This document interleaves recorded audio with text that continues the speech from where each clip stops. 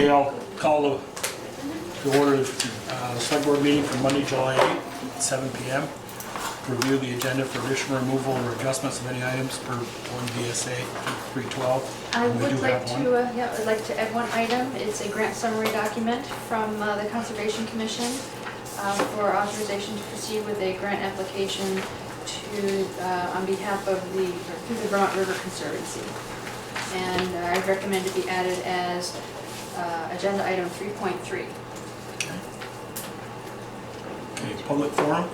Anyone want to speak on? Are they going to put risers on our street, on the water valves? They are.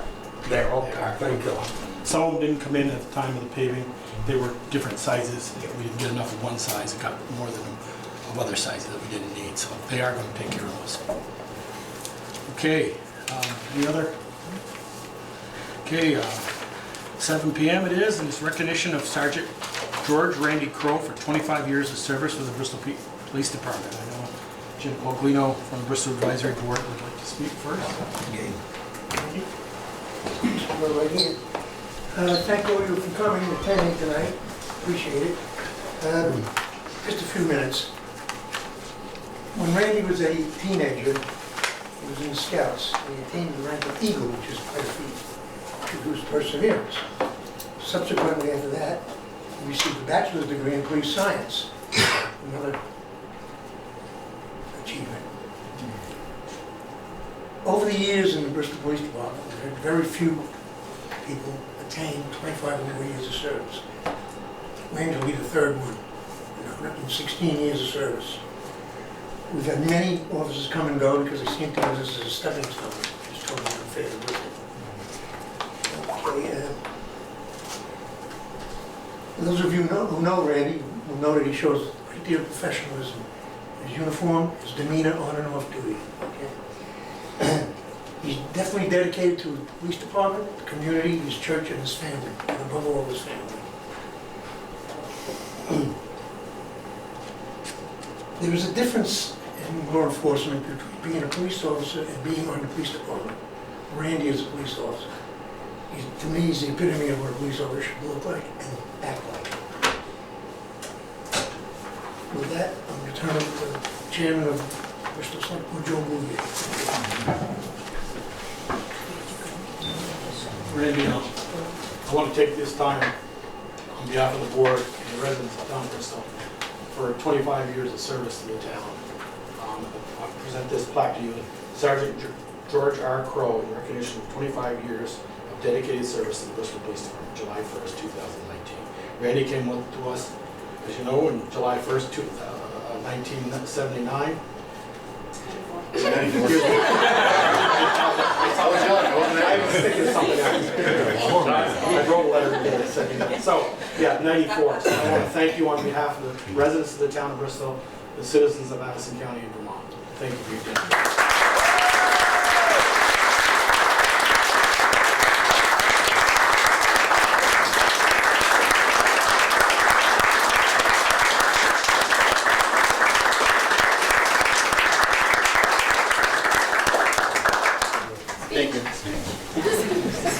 Thank you, and I don't think I'm going to do another 25, but who knows? Thank you very much. And thank you, Joel.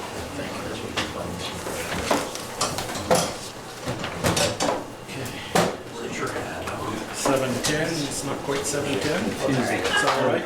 Christian Underwood is here. And for the National Science Foundation Smart and Connect Communities Grant Application Proposal, authorization request. My colleague Scott Hamshaw's here too, as well. And Alan's here too. And Alan's here too. Just grab a chair. We can grab a chair. Yeah. Got a chair right here, Alan. Okay, thanks.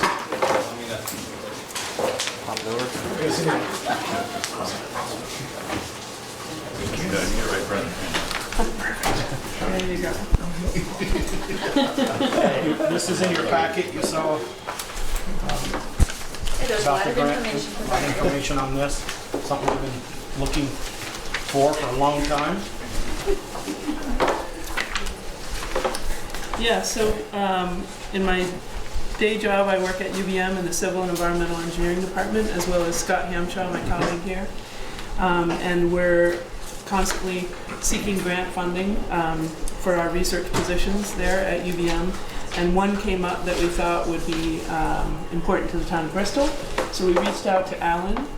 This is a National Science Foundation grant under the Smart and Connected Communities program that offers funding and technology support to municipalities in the state of Vermont, or would if we were to receive this grant, in order to apply smart sensors and innovative technologies around wastewater and water systems. And Alan's been integrally involved in both systems here in the village and the town of Bristol, and so we reached out to him to understand if maybe there could be an application here in Bristol, and he thought that there could be, so we pulled together this brief proposal for your consideration.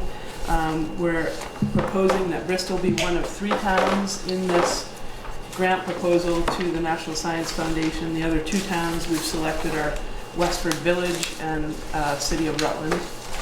And for example, we might be able to find funding and other support and resources to put sensors on the village wastewater treatment facility to collect real-time measurements of total suspended solids and biological oxygen demand, for example, so that the village could possibly have real-time information on usage that could help make decisions as far as allocations in the system.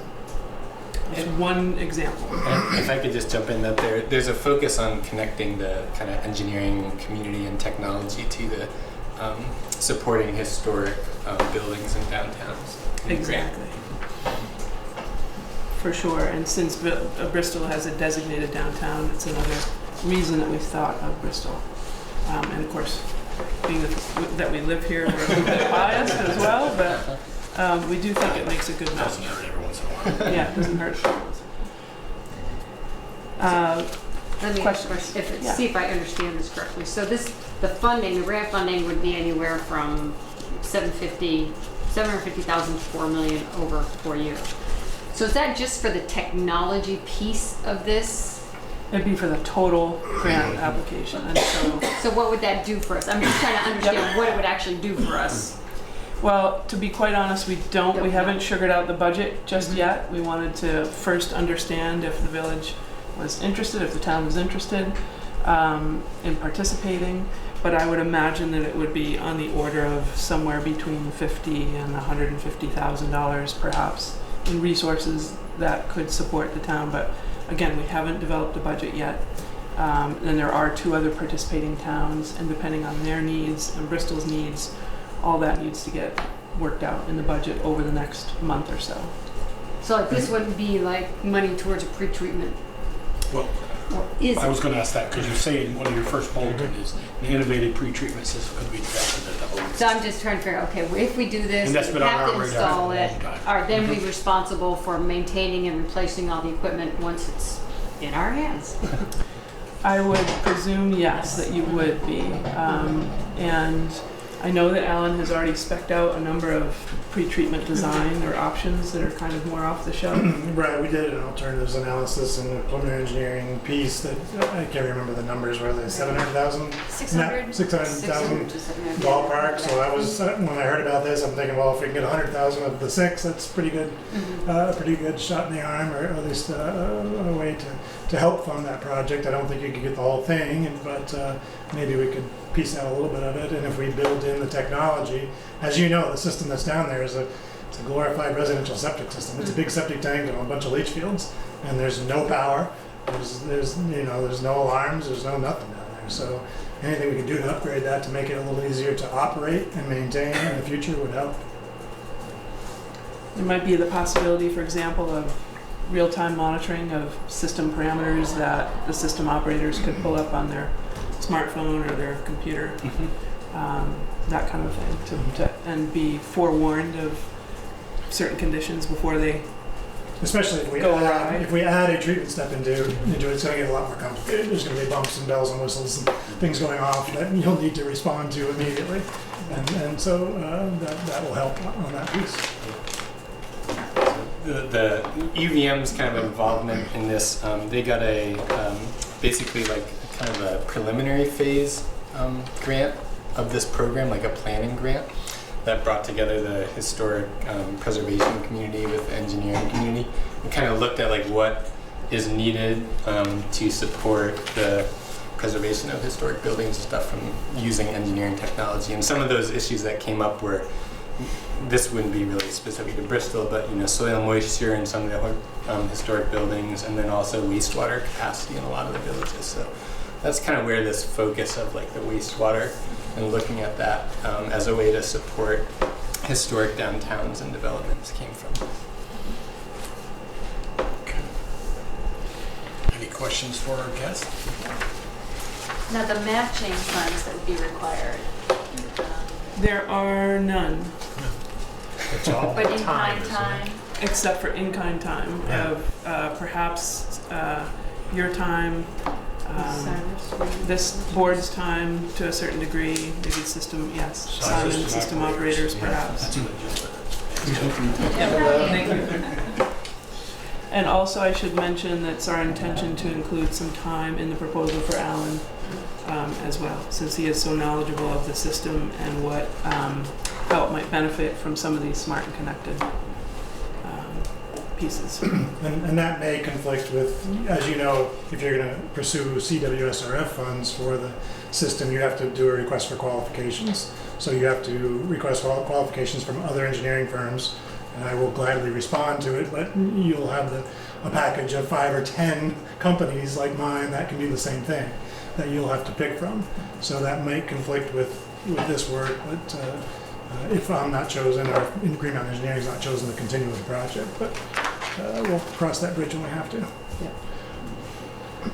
So, Alan, you just said it's going to be 600,000 ballpark Yeah. for this. We might get 100,000.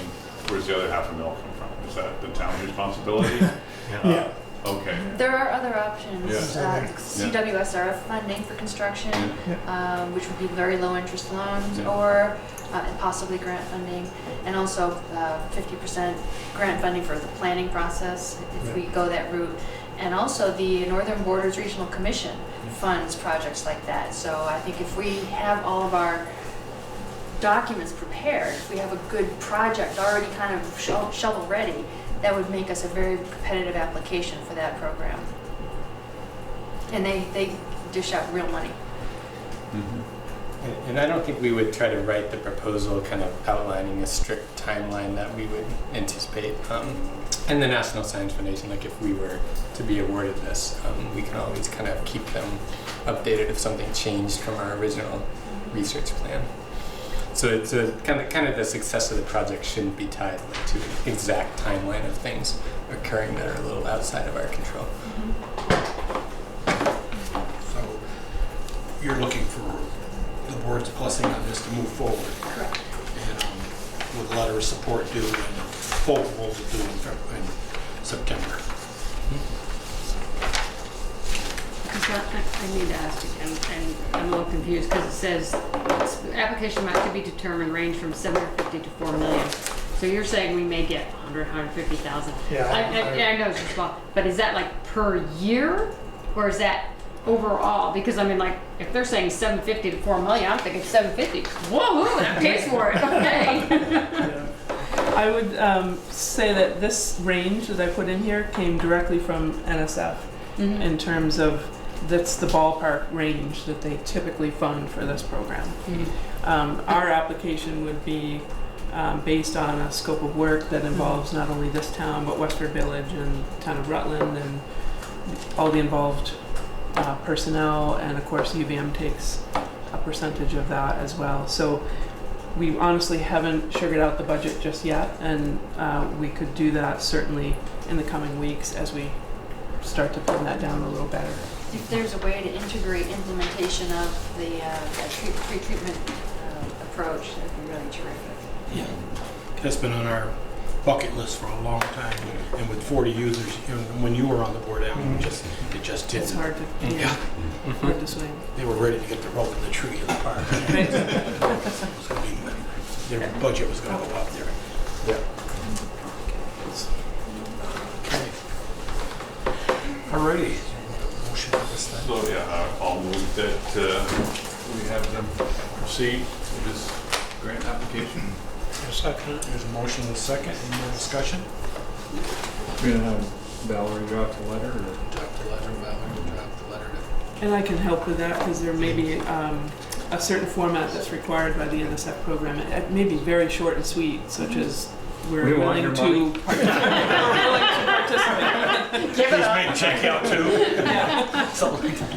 Yep. So I can help with that. Okay. Sounds good. So we're going to hearing none. All those in favor, please say aye. Aye. Opposed? Okay. Thank you, Kristen and Scott, for all Thank your work, you. and Alan, you too. Thank you.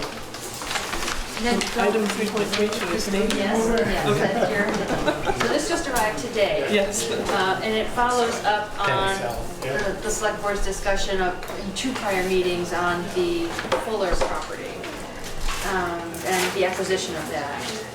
And the select board probably did articulate its support and authority to proceed in prior meetings, but the minutes aren't exactly crystal clear about that. So this is an effort to make it crystal clear that the select board is authorizing this to go forward. Say that one more time. So this is a Let you take. grant summary document for the Vermont Housing and Conservation Board for approximately $25,500 towards the acquisition of the Fuller property. And related expenses. Right. So, this is something we talked about a couple, 3 meetings ago, 'cause- so we're gonna do another motion on it. 2, 3, So what's your pleasure? The funding, this is that funding approximately 25.5 for the Fuller property in South Bristol. And that's also committing us to the $5,000, right? from the conservation. From the conservation fund that we've already voted on a Right. couple of meetings ago. Yes. And this, Second. There's a motion and a second. Peter, Ted? Okay, Kristen, you had a question? no, I was just gonna say, this came up last minute, so I apologize for the And lateness. it's due on the but 17th. It's due on the 17th, that's why we kind of squeezed it in here Right. tonight, so. Okay. And so far, everybody's good with separating that land off? Yes, Charlie's interested or willing, and we have offered to prepare the paperwork and pay for the subdivision permit fee, so it's kind of a no-brainer on his part. And it's It's on the the market. it's on the market, Yeah. the full property, but the realtor has been forewarned that this happening. discussion had already preceded the property being listed, and so they're aware that this may proceed or happen. And the chances of us receiving the grant funding are, I would say 50-50 at this point. It's a highly competitive program and there are a lot of applications, but this is a relatively small ask compared to the size of asks that they usually get. So it might be easy to kind of shoehorn in this small amount. I have no idea how we'll fare, but it's worth applying at least, so. Absolutely. Okay. There's a motion and a second. Any more discussion? Hearing none, all those in favor, please say aye. Aye. Opposed? Could you read the motion? I didn't pick it up. Josh, you want to read that back to us? Peter Coffey move forward with the Fuller property and purchase for $25,500. And it would go towards the acquisition of the Fuller property and related expenses. And then I added 5,000 is coming from Conservation Commission fund. Well, Where's once the you 25? apply- Not the grant. apply for That's the grant. It's grant. 25. Oh, it's a grant. It's a grant. Applying for 25. For the Vermont Housing and 25.5. Conservation. 25.5. We're not committing any money, Pete, we're just, Okay. the motion was to allow the conservation group to move forward with the grant application. And if we get the grant, we're gonna take 5,000. Then we have to. That's fine. Okay, no, good question, Peter. Okay, We have the paperwork to support what we're talking about, you don't. okay. You said motion on top. No, I didn't say, I said we had the paperwork to support it, I didn't say I knew what I was talking All about. those in favor? Aye. Opposed? Okay. Thank you, Thanks, Kristen. Kristen. Thank you again. You're doing some great work. Okay, regular business, Main Street lighting, sidewalk, and 2020 Route 116 paving projects. Logistics of merging Main Street lighting and sidewalk project with Route 116 from V-Trans paving project. Design details, lamp post base and outlet locations of ADA parking spaces and crosswalk improvements, and etc. And we do have a slideshow. Right here. Maybe I just sit with you.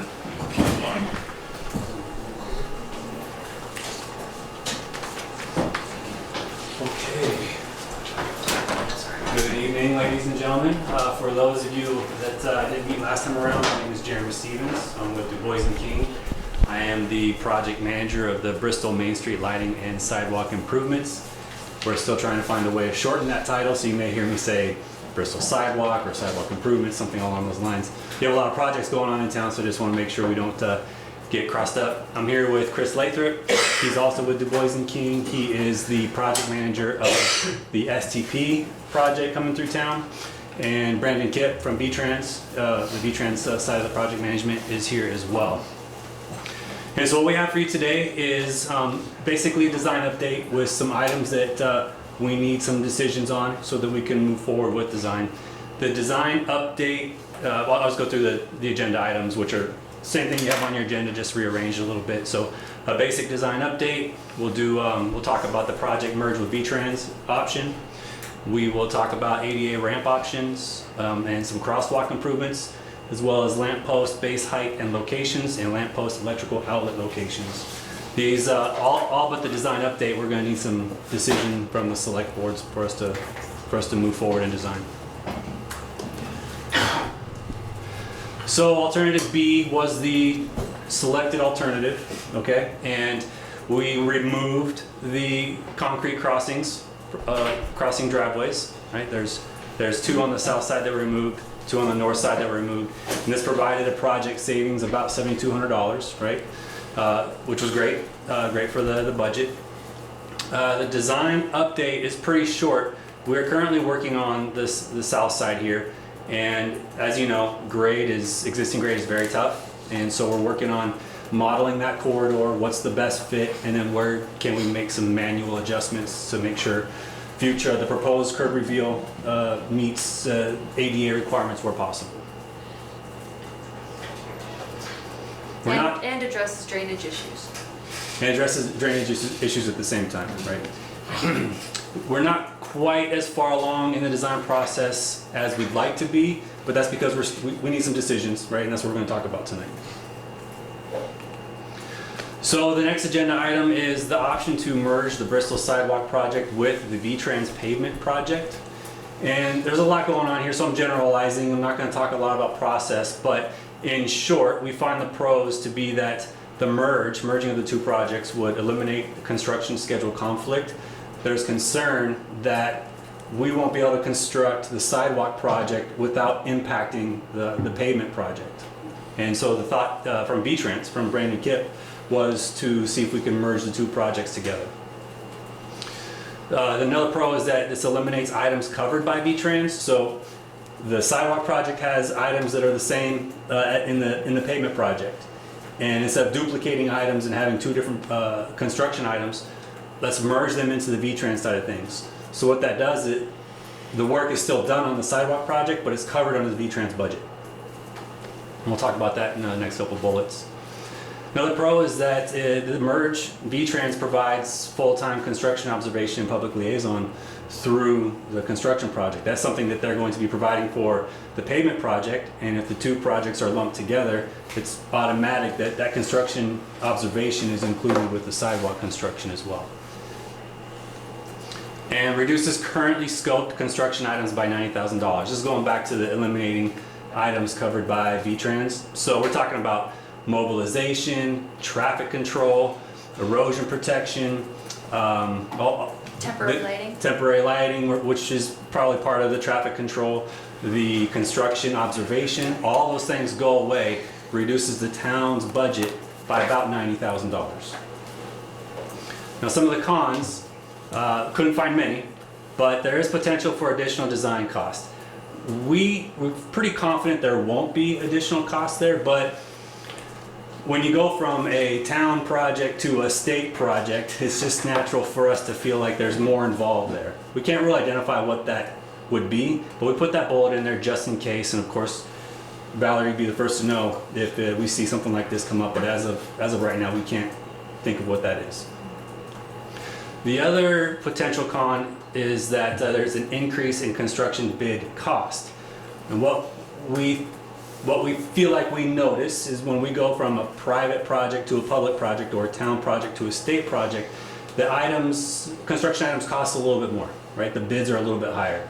But there's a lot of reason to that. There's the contractor knows they're going to get full-time construction observation, right, from the project owner. There's also going to be, because of that observation and the contractor certifications required, there's going to be an increase in quality of work, right? So there's some things that go on there. We hope that we've captured all this potential increase to construction bid item cost because we're using V-Trans estimation program in the sidewalk project already.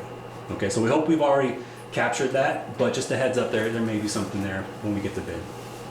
Ian. There's also another pro in terms of the Main Street businesses. If the timing works out and it's the construction on the project, especially the lighting project happens next year, it's a much better time for Main Street businesses because that's their slowest time.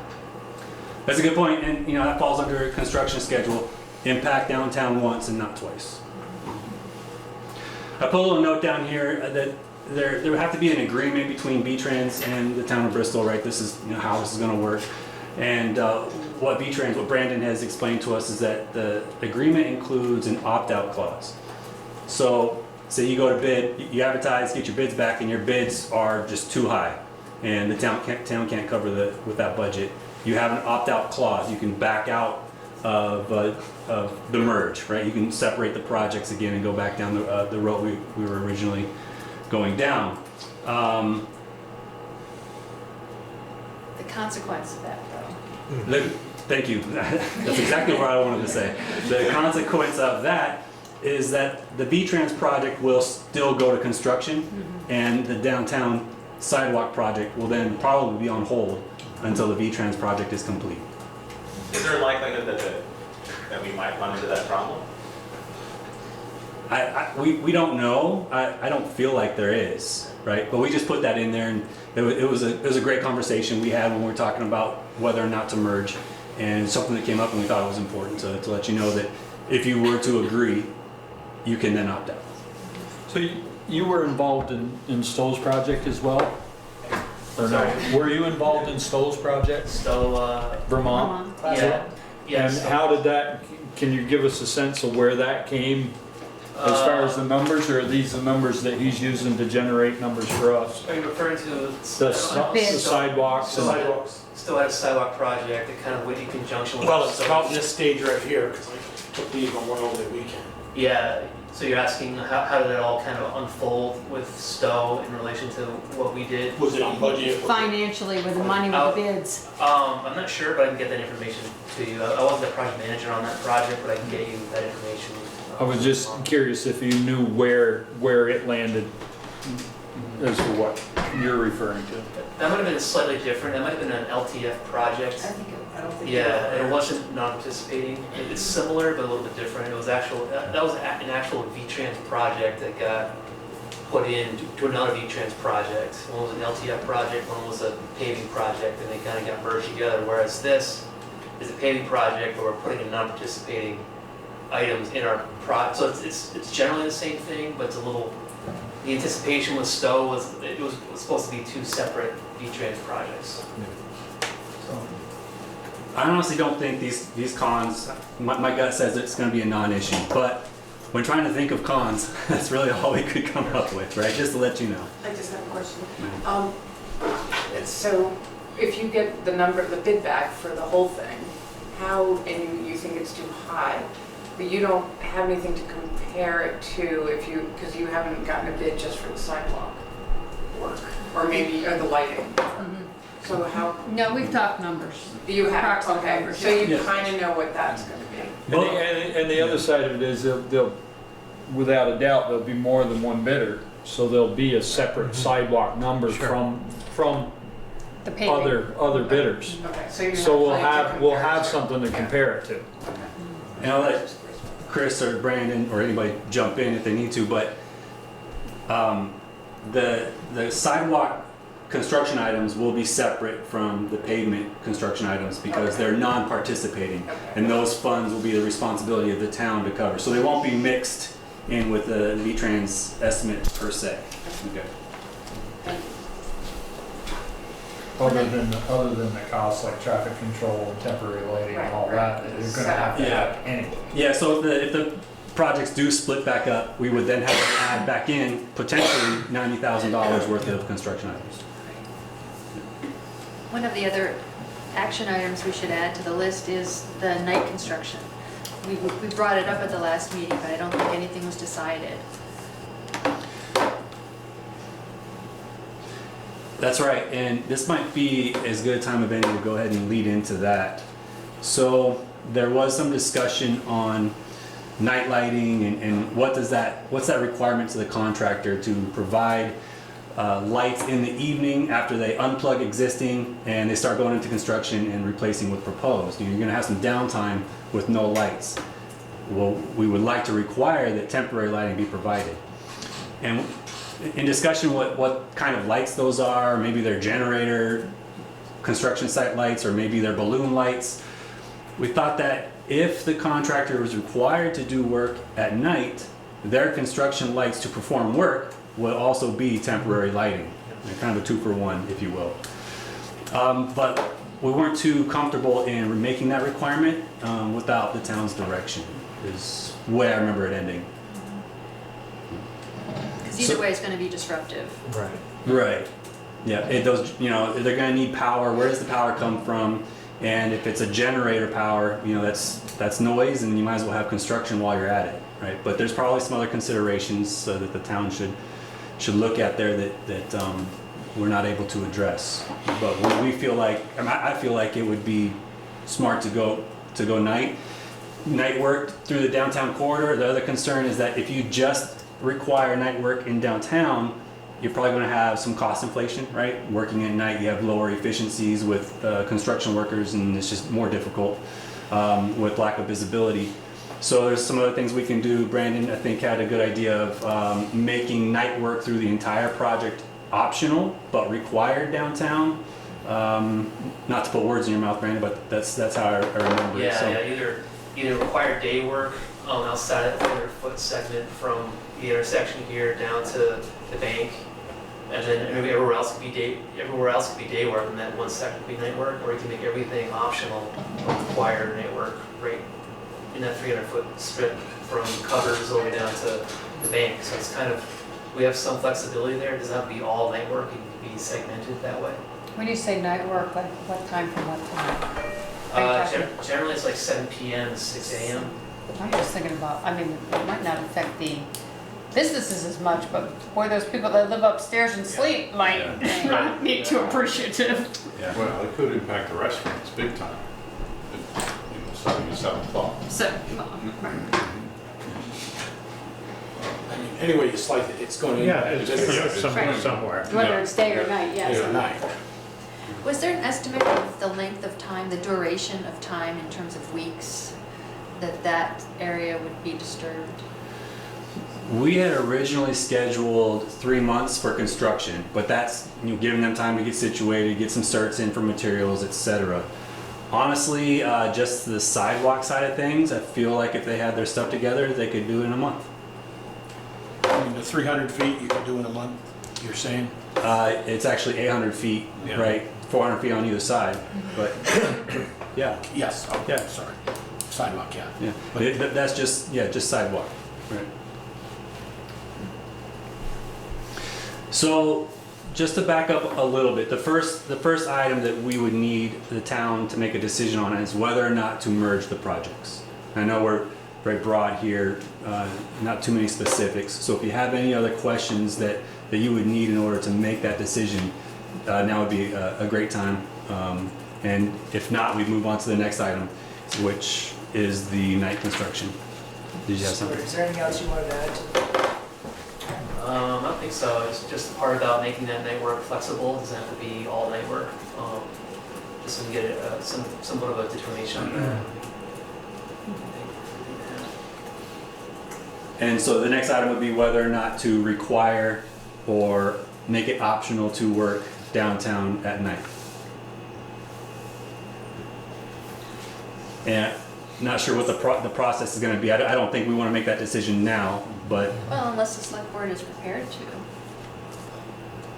I'd like to at least have the option and say, okay, if they tell you it's gonna be $30,000 more to do the stretch here on Main Street at night only, then we factor that in, but if not, I realize it's gonna be more. or maybe your entire bid is lower and that 30,000 doesn't impact you as much, right? So, but to have an option to look at that seems smart. Now, is it safe to say that that particular decision is not as time sensitive as some of the other ones, like the actual design decisions, because we still have the design elements to weave together, but this is more of a process kind of thing that can be fit into the contract documents, like in August or something? Yeah, that would be just a note we add to the plans and or specs last minute before we go to contract. Yeah. So don't need to make a decision. You're right, the nighttime work decision is not a priority for design at this moment. But the merging is. The merging is. Right, Yes. right. Yes. Ian, is that something Bristol Core can help communicate to the downtown businesses and residents and try to get some feedback? Yeah. I mean, for most businesses that are open mainly during the day, I think they're gonna want that. So I can talk to the restaurants too and see how they would feel about that. And have the landowners talk with their tenants, the upstairs tenants, Yeah. and kind of gauge their response and Yeah. kind of give them a heads up. It's about half of Main Street is probably tenants upstairs. It's not a lot of offices. But it's not gonna affect the ones in the back part of the building, it's just gonna affect the ones in the front of the building. Right.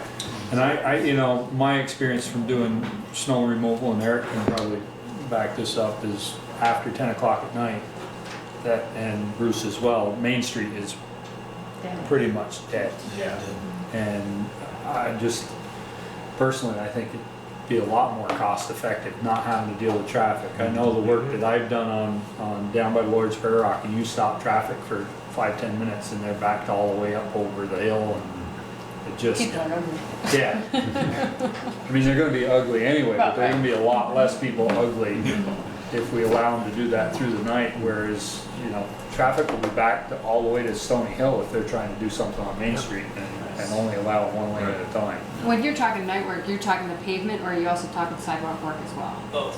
Oh, And when you're doing the pavement, if you do it during the day, there's all those parking spots that can be displaced, whereas if you have a few of the residents upstairs. well, they have alternatives. They can park behind the park for that period of time. I think the nighttime construction is a no-brainer for me. I do too. I agree. You know, I'm Whether you require going to to make it Catholic Church to optional. Stony Hill, I think could be done during. Yeah, I think, like you said, I would require this section be done At night. at night and allow for them to make the decision on the rest of it. Well, you want to make that call, or should we let the Bristol Core do some legwork there as well? I mean, I think it's, if you want to make that call, make it. I support that myself. And I think it's easier just to have the disruption of a few versus the many. Right. We'll pass out your plug. No, project. You may need them for a month. And it's also, I mean, part of it too is just having, you know, Core can work with and make sure people know, as well as the town, letting residents know that this is a decision that's been made, and they'll just need to prepare for that. As long as people are informed, I think you're going to get less angry people. They just need to know about it. So do we want to take these one at a time, or are we going to wait till he's all done and come back? We should take it We one at do a time. do them as he goes. Yeah, Well, So we have to do the merge. Consensus of the board? Let's do the night work now, since we're on that. I don't have any slides for that, and I have a couple more slides on the Blast merger. Oh, okay. Yeah. All right. So Peter, is that a motion? Yes. I move we There you go. I move we request night work on Main Street and allow for the contractor to make the decision on the rest of it. Second. Is that what you had in mind? Right, yes. Optional for the other. There's a motion and a second. Any more discussion? All those in favor, please say aye. Aye. Opposed? Okay. Seconded that. Ted. Ted. So it sounds like the merge of projects is favorable. I got a few more slides here just to point out some things. Proposed schedule, if we were to go on with the merging with the V-Trans project, we have the sidewalk preliminary plan submittal due August 2nd. That would be the entire V-Trans and sidewalk package going out to public review. And that would also be the town's opportunity to review and make comment on the design. You guys call it final plans for V-Trans. We had it scoped as preliminary. It's the same thing. Our preliminary plans will be darn near complete by August 2nd. And then review, Brandon, remind me, that's 30 days for review and comment? For the preliminary / final? Yeah, Yes. yeah. So 30 days, we get comments back, and then we go into making those final edits, and we put out our final submittal, which is called the contract plans and specs submittal, due October 14th of this year. And that also has is that a public review as well, Brandon? No, That's for internal? for us it's not. At that moment, Okay. it's still over for public comment. But it's still 30 days. Yeah. It's open 30 days, internal to V-Trans and the town. And then Brandon's hoping to advertise for construction by November 20th of this year. And we would assume that construction would begin in 2020. What would be the earliest date that construction would start? Beginning of May. Yeah, I would probably gather early May is the good time to be out there. Post-March, definitely well beyond March. Yeah, definitely in March. Yeah, we have March photos with a lot of snow on the ground, so, you know, they could come in and bang out the sidewalk job maybe before, you know, they start doing any asphalt work and just have the sidewalk tuned up and ready to go downtown in May. You know, it depends on the contractor. That's the sidewalk with the granite curving. Yep, that's right. Can we recommend that goes first? Again, thinking of downtown retailers in terms of the timing, since that is their slowest time. Once you start, it's a little bit nicer outside, you know, people are going to be wanting to walk around down there. I'm not too sure. I think that would depend on V-Trans phasing that they already have set up for the project. Yeah, I'll let Brandon touch on that, Yeah, because we it's- have other dates, and this is also merged with Virgin's, and they have certain dates, and so we don't want to tie them down too much, but. I think there's some flexibility there. We conceivably, we could put something in the contract that suggests certain things get done before others. So, I mean, I guess we'd have to, when we get to that point, look at the special before we submit contract plans and think about that. Yeah, because the whole point of doing the sidewalk and the curbing was to deal with the drainage issues and not have to deal with the pavement and cutting the pavement and all that other stuff, so.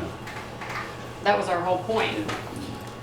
Well, by merging them, they'll at least do that work first, so that the final coat of pavement is from curb to curb, and you won't have those joints. I think to me it makes sense to do the sidewalk job before I come in and do the asphalt job. But I also don't want to tie the contractor's hands. They might have a better idea, and we are looking for best price, best value. And so there's probably a balance there somewhere. I mean, is it gonna be ground? Is it gonna be, you know, shim coat first, or? Yeah, So could they put a base in and then go so-called base curb to curb with new curbs in, the new sidewalks, and then so-called, you said, leave town and go to the gents for a while? Yeah. Maybe poke out rocks and get their time in. We can get our famous 4th of July parade and come back after that and do the vinyl paving. It makes sense. right, yeah, so they'll probably go through cold plating, say, and then maybe go to Virgin's and do cold plating over there. Also, we do we adjust the structures too. So there might be a few things along the corridor that could be done outside of those limits, and then probably do a leveling, we'll do a leveling course after the cold plating. So that'll probably be phased after the the sidewalk is done. But yeah, you're right, it'll probably, the contractor will come up with a schedule, and they'll submit it to our construction section, and it'll show us what they're planning to do as far as phasing two projects, Transit Bristol. So here's the basics of the opinion of probable cost. Now, the previous presentation, we had an opinion of probable cost of $431,000. That's before any merge with the V-Trans project. That included design, that included construction observation. Since then, you selected alternative B, which is the $431,000, but we omitted the concrete across drives. Those 4 drives we showed on the first slide there, and that saved us about $7,200. After the merge with V-Trans, we eliminated some of those duplicate items that are already covered under the V-Trans project. That reduced us to another almost $90,000, which brings us to a revised opinion of probable cost of $334,275. Again, that includes design, construction. It does not include mobilization, traffic control, the duplicate items and such, especially the full-time construction observation, which was about $30,000 in itself. And also, if we're able to arrange it that the Public Works Department removes lighting, according to the preliminary cost estimate, that's another savings of $18,000. There you go. But that may depend on the contractor too. Well, there could be a note that says lighting to be removed by others. Yeah, that's a pretty simple note for us to add. You know, there's just a coordination effort by the contractor there. Send the plow truck out even later. Yeah. But you know, you have to Pull the coordinate. sidewalk up that way too.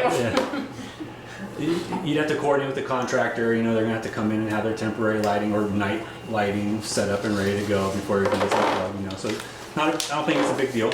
But in terms of design, it's a simple note that could reduce your budget by $18,000.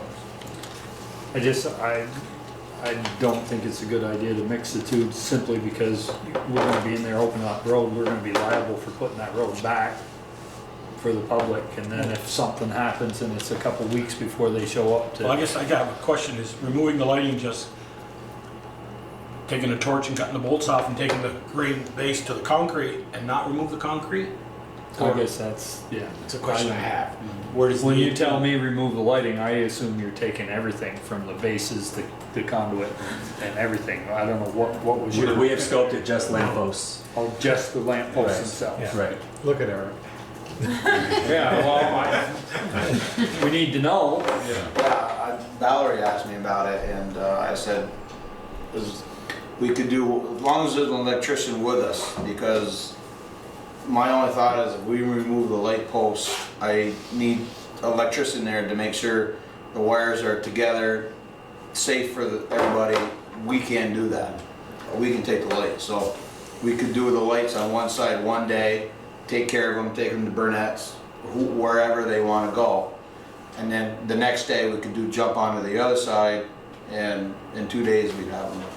Probably wouldn't even take 2 full days, but I'm just, depending on where the light posts need to go, and if nobody wants them, scrap them, whatever. Just that way, if we can take them to Burnett's, then we don't have to pick them back up again and deal with them. So but that's down the road, wherever they decide that they need to go. Easy note for design. Again, my only concern here is just coordination with the contractor, right? Which depends on the contractor. Yeah. Okay, so this is my last merge slide. If y'all would like to discuss or have any other questions, we're hoping to get a decision on whether or not this merge with V-Trans happens. I'll make the motion to merge with V-Trans to get it on the table. Second. There's a motion and a second to merge our projects, sidewalk with the paving, with V-Trans. Any other questions, concerns, I comments? think the only downfall to this is, we have the opt-out, so the only downfall will be is if we have to opt out, then our timing gets thrown out of whack. But that's really the only downfall I can see. And I think the odds of that happening are very low. I really don't think that we want to be contract. we don't want the headaches of having to make sure that everything happens when it's supposed to happen. And I just think that, I agree with that, let's get a contractor, let them do it, and, because so many things can go wrong. and then you get the blame game. You Yeah, know, you yeah. get the contractor we hired doesn't get along with the contractor that the state ends up using, and Or you know. we get a heavy rain, and roads get washed out, and Eric's crew's taking care of that, and that gets all thrown off. It just, too many variables in my opinion. Yeah. Exactly. Okay, any more questions? Okay, all those in favor of merging the projects, say aye. Aye. Opposed? Okay. Two down, how many more questions? I got a few more. I told Chris this was going to be shorter than last time, but it's looking like it's not. Just wanted to add the discussion about who's going to take the lights down. I think that can continue. That's not a priority for us at this moment, so we can continue to discuss that as design goes. And if for some reason, when the day comes and if there's a storm or something and it can't happen, that you guys get I would pulled hope away, not in May, we'd have the snow. then, well, something, Yeah. anything, then it could be a change order to add it back in. Right. But you're also coordinating temporary lights at that time too. That Right. piece going as an option. The light removal. Sorry. Option the light removal. The town chose to do it, it's versus not. Oh, yeah, you mean, yeah, that'd be easy for us to put bid. our plan, yeah. Yeah. Yeah. Would you make it like an adult or something like that? Yeah, okay. So what Chris and Brandon are talking about is they could make the lamppost removal an added alternative Right. for the contractor to bid on. If you like the price, you take them on it. If you don't like it, you do it yourself. And that also gives you grounds for negotiation if for some reason it needs to be changed order back in. Mm-hmm. I like that. sense. Yeah. That makes sense, yeah. I like that. Okay. So can you tell me again what STP stands for? Is it safety transportation? Let's see if you guys know what it means. I know NH, usually there's an NH, that's National Highway, but STP State Transportation Program? sounds good to me. State Transportation Project. I think Chris said project, didn't you? Okay. We'll go with that. Okay, next item are accessible ramp options. And if you remember the last meeting we had, which was in May, Chris had given you only 2 alternatives. And just a little background, you're losing this handicap accessible parking spot because of the closeness to the intersection. One alternative is to take 2 spots on this side and convert that. That's my parking space. We'll just have to give you I'll a get you a handicap sign. Gotta get a sticker, yeah. Alternative number 2 was down here, just in front of the town hall here. But there's already one down there. Yeah, it's further down. Further down, yeah, Further there, down. there, further down. Right where that vehicle's parked. Just Yeah, about yeah. below Well, that's that. actually the next one. Next one down, yeah. Yeah. And it's probably down that way because of the ADA access into the building is further down on that side of the building. Well, as we're looking at the sidewalk project, we identified an alternative number 3. And that would just require taking out the 2 first spots on the south side here and adding a ramp into your bump out. And this bump out is currently granite curb and this is mulch at the moment, right? And so it would just require a concrete ramp, ADA accessible to get onto the sidewalk. Another alternative for the ramp would be to access the sidewalk on the main line here, but we're short on real estate. We're struggling with the grades for design, and we would like to stay away from that if possible. So we would lose 2 spots there or just 1? 2 spots to allow Yeah. for spot on a Yes. painted island on You need each some side. painted So striping on 3 each. spaces are impacted altogether. So I have 3 a gets you 1, question. right? 3 gets you 1. 2 gets you one. gets you 1. 2 gets you 1. So 2 gets you 1, so we're only losing 1 spot. That's my question. Oh, sorry, Yeah, yes, Yeah. yes. Unless you go alternative number 2, you're not losing any spots. But then they've got to wheel uphill. Yeah, that's not. Correct. So here's my question. Aren't we at grade here, Chris? No. No. Okay, further down we're at grade. Okay. Even though, I mean, what I mean by uphill is everything from there is up to Main Street. Yeah. Street. Yep. So we have on the other side, on the north side, we have 1, 2, 3. One in front of National Bank, one in front of the corner store, Yep. and one up by Covers. At this point, Yeah. we have Yep. one on that side. Correct. I mean, We I really would do think need that this one on the end makes the most sense.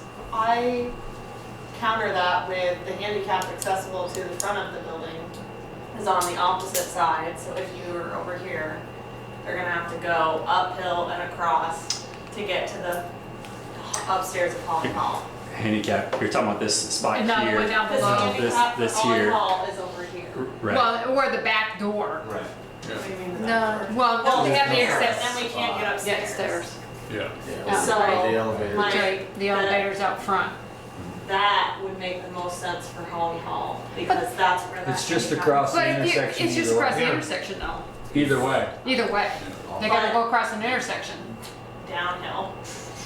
No, but I'm saying if they put it over here where, the bookstore, yeah, alternative 3, then they're just going across the road. Remember, people, that we did get a letter a couple of weeks ago, I know. a week ago, you sent me the email, Valerie, about someone, and she had a rightful point, that uses a laundromat going in, and should there be one somewhere?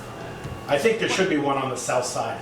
Another one. Yes. Yeah, but. We have at none on the other- south side. Further down at the other end. There's I would one. see, but like Jeremy said, if you put it right in front of the laundromat, you don't have the real estate, you're Yeah, I messing wouldn't up put the it right there. whole, Continuity of the continuity parking of the spots, sidewalk. And from the letter that I saw, that individual was not wheelchair. No. Can we, a question, can we tighten that? Can we take a little bit more out of that bulb out and tighten that up and not lose the parking space if we put it there? Interesting. That's a state design. Yeah, ready for Brandon? Brandon? Well, the state designed to put the one in front of Holly Hall and you go get hit with a car You want and this get one? out of there. You technically need 30 feet from an intersection with a traffic signal, and that's just under right now. Okay. So if we pull- Okay. Yeah. I had to ask the question. No, it's a good question. Another plug here is that I guess no matter which alternative you select, even if it's alternative 3, it sounds like V-Trans is willing to incorporate this in their portion of the project, making it not a cost to the sidewalk project at this time. Is that accurate? I have another question. Yeah, I mean, anything that's EDA like that, we would definitely do something, we definitely include that with our project. What's the requirements for handicap parking? How many spaces? 22. So Well- it changes with the amount of actual parking spaces you have. Right now, I don't know what the town has, but the number of spaces within our project is around 96. And you have, I believe it's 7 spots, one of those which is van capable within those 96 spots. And for around 100 to 75, I believe you need 6. So you have enough at this point for the area that we're looking at. But I don't know what that adds when you go around the park, and you know, if that also includes all the Pomelo parking. And I was just wondering because of the 2 right in front of National Bank and right at the corner store, they're so close.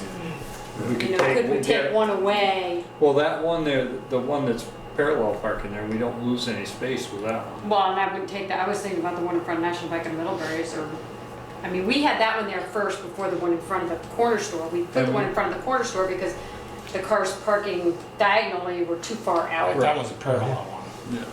The one in front of the corner store, not diagonal. Not at one point. At one point it was diagonal. yes, And but we now it's- changed it, yeah. We changed it to eliminate the problem of the vehicle sticking out in the road. Is there any opposition to doing both? Doing the one in front of the bookstore, using the, taking away some of that bulb out and the mulch, which should be plantings, but really isn't.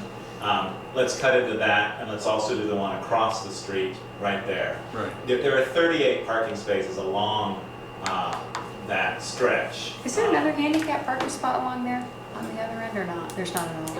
No, the next one is next to the church. Right. We didn't get the electric vehicle grant, so we won't be using spaces for that.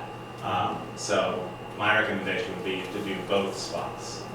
I know that Melissa's gonna have issues, she owns the bookstore, with a spot right there, but I do think because there isn't any other one except for much farther down Main Street, I think it is a very good position for it, and I like the idea of using part of the large mulch area for a ramp. It reduces that, and we can replant that, I think, a little bit better. It's just a very large space to keep With planting. nothing in it. Yes. So let's use that as a ramp and make it useful. If you're adding two, you could potentially get rid of the one right across the street, make that a normal spot. The one by covers? Yeah. I almost think I would prefer to get rid of the one on the hill in front of the National Bank. The one, yeah, that's what I was gonna say. The That one farthest way to down. the right, yeah. Get rid of that one. And then put the one on the other side of the. Why is that one where it is? Why isn't it the other side of the sidewalk? There's more Put than that in enough when room they did there. those crosswalks a few years ago. Probably because of the alleyway, Mr. Ryan, to get in the alleyway. What was the question? I'm confused. Why is it where it is as opposed to west of there on the other side of the sidewalk? There's certainly You mean the room other side enough of to the park crosswalk? a vehicle. The other side of the crosswalk, he's saying. The other side of the crosswalk.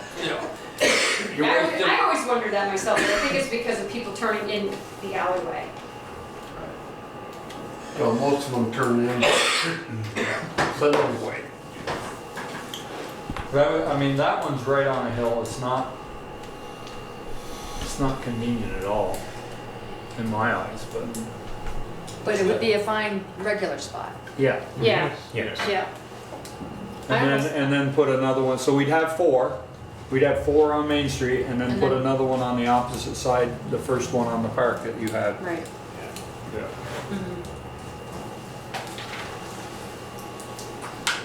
So is that alternative one and alternative three and then remove that one? No, remove the one in front of National Bank. Remove that one. one. Gotcha. Now, the one across from the park, would there be any conflict with turning movements, people turning right on red? There's always issues. Well, there's already a space there. Yes. They're shoving Actually it pushes half it a way above the space. 5 feet or so. Yeah. I forget exactly what the width is, but there is, We're losing one spot, right? Yeah. Basically, it looks like you're shoving it enough so that you can park the vehicle and then you've got room to get out. Stuck on this for a second. So there's a couple options with this one. Whoops. Now, he's not used to that. Where's your, Yeah, we didn't give him the training. Where's your red light? Here's your red light. He's not certified. Okay. So with this one, we looked at a couple things. We looked at putting a pedestrian ramp, from the island here up to the sidewalk, and it's too steep. Yeah, there's not enough green strip there. So if you put a parking spot here, they will have to walk around the back of the car and over to the ramp. There is, I think, 17 feet or so here, so 11-foot lane. Technically, there's 5, 6, 7 feet behind, so I think it's fairly safe for people to walk around the backside. And it is being pushed a little bit further away from the intersection than that first spot is today. So just a couple things to mention on that. You probably lower the curb there a little bit more so they wouldn't have to go all the way on the walkway to get up to Just one get thing I to want to add light. about the ramp thing on that side. The ramp doesn't necessarily have to be adjacent, it can hopefully be parallel. Yeah, sorry. Parallel, chase it parallel, so it's not steep, you know what I mean? It's one option. So in other words, the green strip would turn into a ramp and it would be parallel to the pavement. And you have a landing to get on, and then you would turn to go up the green strip, and then another landing and turn to get onto the sidewalk. If it were me, I wouldn't even go up there, I would just wait in a crosswalk. We could look at that. And one other option Brandon did have is instead of having it perpendicular here, have it at an angle. But in order to do that, we would end up taking 3 spots and ended up with one. And But also it is an that option. limits people who are coming from Right. Stony Hill and turning. Yes. They'd have to make a sharp turn. That is true. Yeah. Yeah. So I think that the V-Trans team would like to get a decision on this. I will be the first one to tell you it's not going to impact the sidewalk job. But happy to hear any more comment, questions, or decision to if you'd like to make a decision or continue to discuss later. I would make the motion that we use alternative 1, alternative 3, and get rid of the one in front of National Bank. Second. The motion and a second to get 1 and 3, I guess, and eliminate 1. Any more comments? There's no allowed for me to make a comment, Sure. sorry for Sure. yelling here. And this is not why I came either, but I think that alternative about having to walk around the back of the vehicle, or not walk, or you can be in a wheelchair to go around the back of the vehicle on that corner, people are taking right on that all the time. To me, that seems tricky, from a designer perspective. And I don't know, it seems like it just would make more sense to not have it right there, because that's just Won't the happening all driver the have to time. do the same thing on the opposite side if the driver was the handicapped person on the alternative? Like here, on alternative 3? Unfortunately, all 3 of them have They that. have to go Yeah. around to get Yeah. a ramp, right? But it's just that turn, it's a lot of, But this turn here. yeah, With alternate 3, you've got the. Well, you said there's 17 feet from the. and there's no from- bump out there, like you have protection, you have the bump out on the other side. It's just coming from my background. But I think, Katie, what Brandon was saying, if you can, I agree with what, I would not want to have to take a wheelchair around behind the vehicle there. But if we can run that ramp parallel Well, to if the you road. could do that, I yeah, would say yeah, that would that make makes sense. more But sense to to me. actually have to go around the back of the car in a wheelchair seems I agree, that's very scary. Yeah.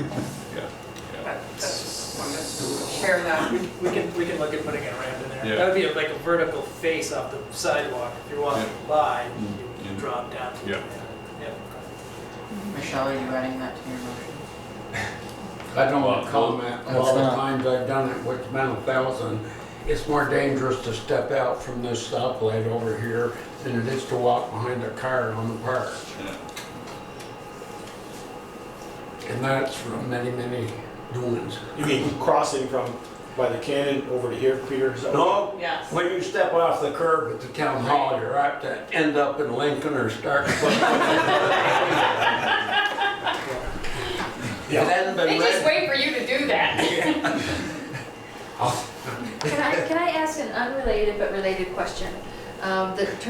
Speaking of right turn on reds, only one of the intersections is signalized with that I was gonna ask signage. that. How do we go about getting additional signs added to that intersection of no The turn on boxes. red? The doghouse up on the How top. how do we begin to do Didn't we that? buy the other one? Yeah, we had to buy that one. So we buy that. I think you just make a sign that says no turn on red, Period. period, a metal sign, put it up there. There isn't a red light in the state of Vermont that doesn't have 4 of those signals on. Why does Heinsberg have all those going through there? Every one of them has crosswalks covered, and why Bristol doesn't is I think somebody had had it for I think Bristol because when they they left did turn- this project. I think- I'm sorry. I think, Peter, they had a right turn lane, that's why. I think that's why. There's not, See, we put North Street is a right turn lane also. You got a left Every turn. one of them's a right turn. That isn't the only place you walk across the street. There's 4 ways you Okay. walk across that street. the way the light is set up, that right turn lane coming off of North Street, it's set up so if you're in that right lane, it doesn't trigger the light. So people can come down North Street and turn right as long as they're in the right lane. If they come down and they turn right, they don't trigger the light to cycle. I don't If you think come, that- if anywheres else, if you pull up, the light stays so long and it cycles. If nobody comes to either the on South Street comes up to the light or on North Street comes down in the center lane, if nobody comes there, the light stays green on Main Street. Somebody has to pull up to that, the way the light's set up, somebody has to pull up to one of those to trigger that light to cycle. But what if you're coming on Main Street and going west, and the light cycle and the crosswalk is blocked, or so you can cross? How on Main Street are you going to know it unless you can finally find that little box up there and it's going ding a ding a ding? Because I've done it. Yeah, I started to pull right out and I realized that I could finally found the box. I just think it's Bad design? It doesn't I think they need I more don't dog think it meets highway standards. I really don't. I think it needs 4 doghouse, as they call that, red light. There should be 4 of them. 4. Yeah, because you could be on Main Street and want to go up North Street, and there should be somebody that crossed over to go to the park, and you get turning, and you go, oh, boy, there's somebody in the walk. Because you can't tell when the crosswalk has been activated. You can't see the signage and you can't hear it in your car. So when the intersection project was done, the right turn no signal wasn't there. That was added months later. Well, that's because the state would complain. not allow us to put a turn-only light in there because they told us there was not technically a right turn-only light. The poles also weren't designed for the weight for the box. So the state had to sign off on them, or somebody did, to allow to put the box on them, because the poles, when they were made, weren't designed for the extra weight of the turn on red on the doghouse. They weren't designed for it. Which I think is a problem of transportation agents. Well, that's what they told us. Not disagreeing with you, Peter, I was just explaining the way it works. And the other way you could do it is without the expense. I've seen them around. I don't know if they're legal or not, but you could put up a sign that says like they were saying, just a sign that says no turn on red. On the other 3. On the other 3. Yeah. And that would, I mean, that box, I think itself was it 25 or I was $20 gonna say per hour? $2,500, something like that. And that doesn't include wiring it in. That was just the box. But that's gonna create more problem because you're gonna back up more traffic. There's a lot of right turns coming off South Street, and there's a lot of right turns coming off. Well, that's only if the light's red. I mean, it's only gonna stop backup traffic if the light's red. when I mean, if the somebody's light's in that, if You somebody's, see cars going right off all of those. I'm just saying. I give up. It's a damn poor intersection from a standard of a safety for pedestrians. And the state screwed it up when they did like that. Well, we do intersection upgrades with our Class 1 projects, so I mean, if there's opportunity here to make some changes as part of the Class 1 projects, then we can look into it. I mean, I think it ought to be looked at. we're upgrading for Jen's signals, so I mean, we can look at this one again. If there's anything that we can do within the MTCD, we can look into that. That would be fantastic. Yes. Thank you. Okay, we still have a motion on the floor. And we got off a little. But, Tosh, I want to read that back. I gotta find it, hang on. So essentially, Michelle moved to do the alternate 1, which is by the park. And you can say yes or no, but possibly adding the parallel ramp to that. And then alternate 3, which is across the street from Cupboard in the corner of South and West Street. And to get rid of the one in front of National Bank. And did someone say they want to get rid of the one by almost no? Okay. All right, that's the motion. Hearing no more discussion, all those in favor, please say aye. Aye. Opposed? Okay. Okay, moving right along. Next item on my agenda is some additional crosswalk improvements. And it's been mentioned to us that there are some safety concerns with the existing crosswalk between Hatch 31 and the bank. And so I just identified that location on this slide, give you some bearing, and also recognize that the speed limit through downtown area is 30 miles per hour. We've tried to change that. So changing that is difficult, right? So we have some other alternatives here to maybe do some traffic calming and improve some pedestrian safety. We stand Bruce in the middle of the road and they don't slow down. What are you going to do this guy calm down anymore? I see your little crosswalk signs you put out on the road get knocked down pretty often too. So. And I'll attest, our first site visit we did for the Sidewalk project, I'm glad that Ian and Valerie told me about it because I stopped and I looked, and sure enough, a driver came through on a cell phone, didn't stop, right? And so, you know. Get his license plate number, give it to us. Okay, so here is existing, just took this picture this afternoon and just kind of give you the driver's point of view. You all know it, you drive it, right? But just wanted to point out that existing pedestrian ramp ends at the curb, right? So and you have some additional striping out here, which is giving you some opportunity to put an additional signage. You also have a fire hydrant, but the existing lamppost with flowers, with flag. It kind of covers up the sign a little bit, right? So we have some potential to move some things around. And one of the ideas. Well, the other thing, and I've commented on this before, if you're coming from the other direction, because I almost hit a person there one night, the light is blocked by the pedestrian sign, so you can't see a person coming west. You can't see a person standing on the sidewalk there. That's a really good point. We're talking about not being able to see the sign coming from the west, but if you come from the east, you can't see the sign. Or the light. This light is blocked. Yes, right? correct. By this sign. So difficulty each way. So Chris Lathrop and I have been batting this around quite a bit, and what we thought is the best, cheapest, quickest option to improve safety here and provide some traffic calming is a refuge island. And if you can, I'll show you some pictures, but that's an island here on the upstream side of the crosswalk that provides some safety for pedestrians. It also gives grounds to move this signpost out about 10 feet into the roadway, and just gives a little more visibility to signage, to people, and also reduces lane width here, and hopefully vehicles would slow down a little bit to observe the crosswalk.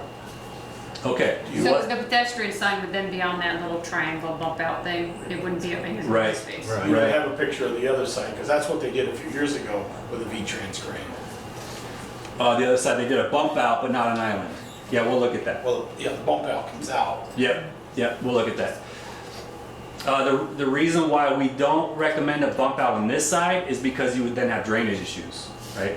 The trap drainage, drainage would have to get around that bump out back down this side, or we somehow convey it underground across the street to drainage by the bank. And it's just a little difficult, and a little more money can be done, right? But this, and you can't get out as far into the street with the bump out. We only have about 3 inches of curb reveal here, and we're not too sure we're gonna be able to get any more. And so when you ramp down from that, you're only getting a few feet into the roadway. With the island, we can get, we think, about 10 feet out into the roadway to provide additional calming and additional visibility. So the island though is raised, correct? Correct. So how do you get the water? Separated, yeah, we'll show you. Oh, I see, I didn't know what you mean. Just to put another plan view, give you some bearings. This is a very basic triangle shape to draw, give you an idea of what the island might look like, but more so its location. And there is some separation from the existing sidewalk to allow drainage to pass through.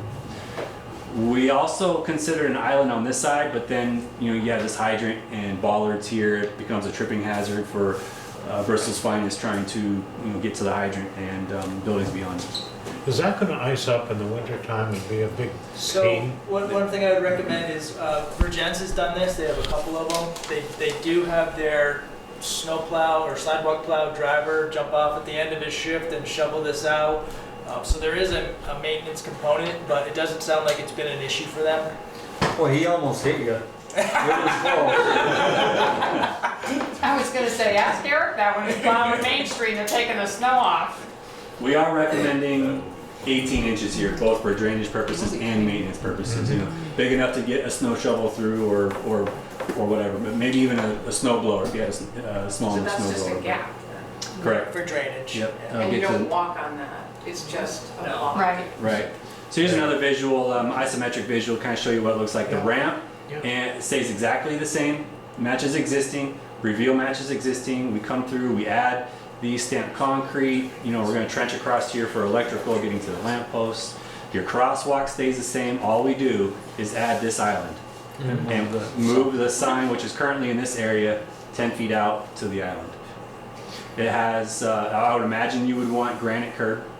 And I colored the concrete island here just to show it, right? But we could make that stamped concrete to match, or whatever you want there. You could put some low-rise vegetation, right? We just don't want to block the view of pedestrians and signs. It'll just be another mulch bed. Stamped concrete sounding good. And the next is just a profile. Again, shows you that we think we can get this sign, or excuse me, the lip of your current driving lane out 10 feet, right? So we have 15 feet remaining. And that's enough for your 11-foot wide travel lane and 4-foot shoulder. Was it 15 or 16 we were going for? I remember 15. Okay, good. But I mean, then we're just going off of the minimum kind of for the state trucks, but we can change that, you know, if you have a preference. For us for plowing, that's fine. Yeah. So does that not get plowed? No, Is that what you're- that diamond wouldn't get plowed at all. It would have to be shoveled. You, I'm looking at you, Eric, shovel the sidewalk stuff. You- Sidewalk you- plow. may want- you may want to plow it to, you know, keep visibility of pedestrians.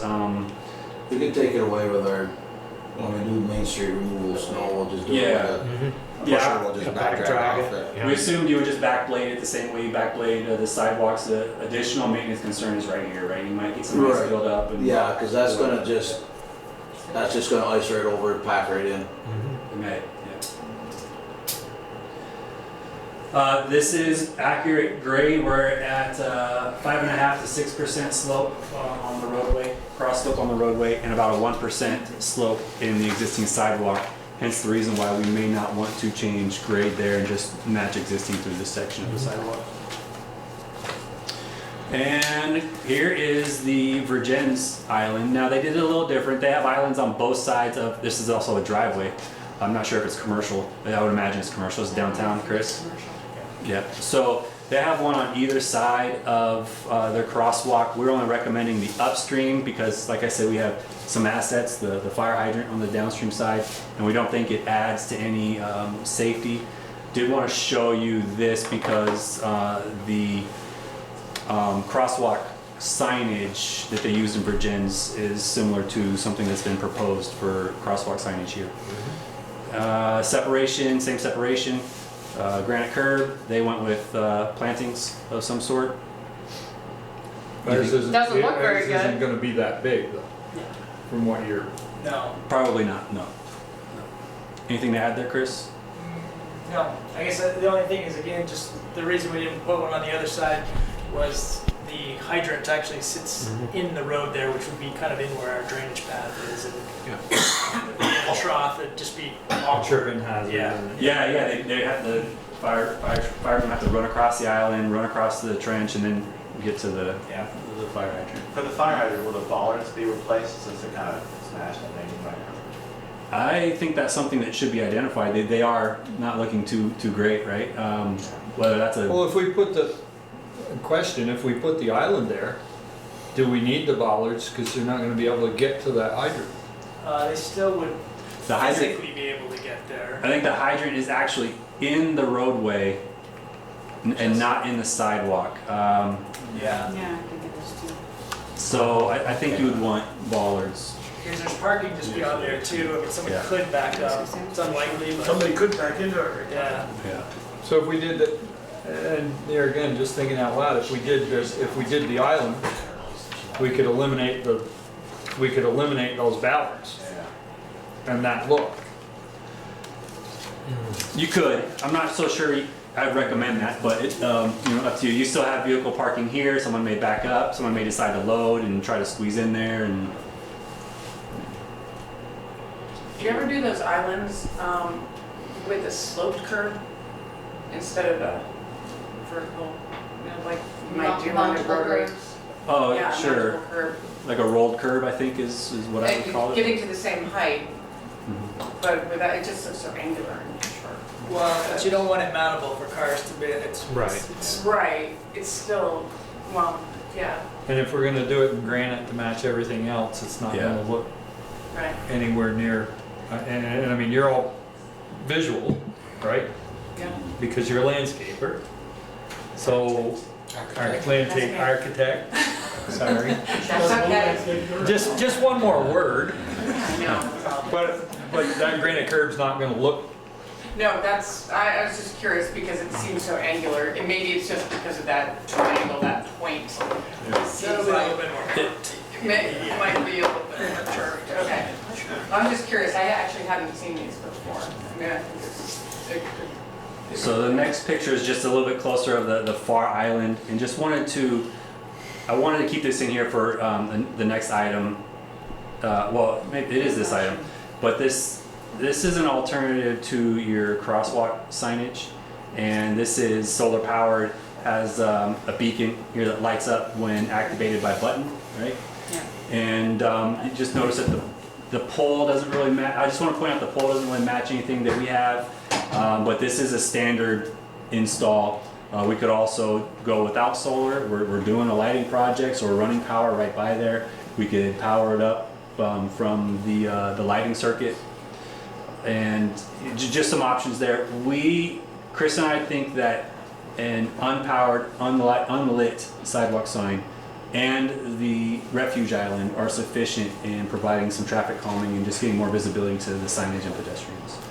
But this is just an added alternative that you could do to continue to enhance safety. Now, something Chris and I talk about often is how much we don't like these lights. These are really aggressive. Don't know if you want that downtown. Not trying to persuade you against it. Chris might because he lives here, but it's an option the town should consider. If you go to Virgin's, Chris said every single one of their crosswalk signs have this lamp on. 5 of them? 6? Yeah. It's ridiculous. So I'm the one proposing these, and I'm proposing it because when it gets dark, there's no lighting for this crosswalk as it is now. It's fine in the summertime. The minute it gets darker in the evenings, you have terrible visibility coming in. Sure. I've almost been hit many times crossing the street. The fact that you have hatch right there, we do events where we cross over the street, large groups of people, cars rarely slow down. So I do think we need to improve the illumination of the crosswalk in some way, and this new lamp post will not provide that.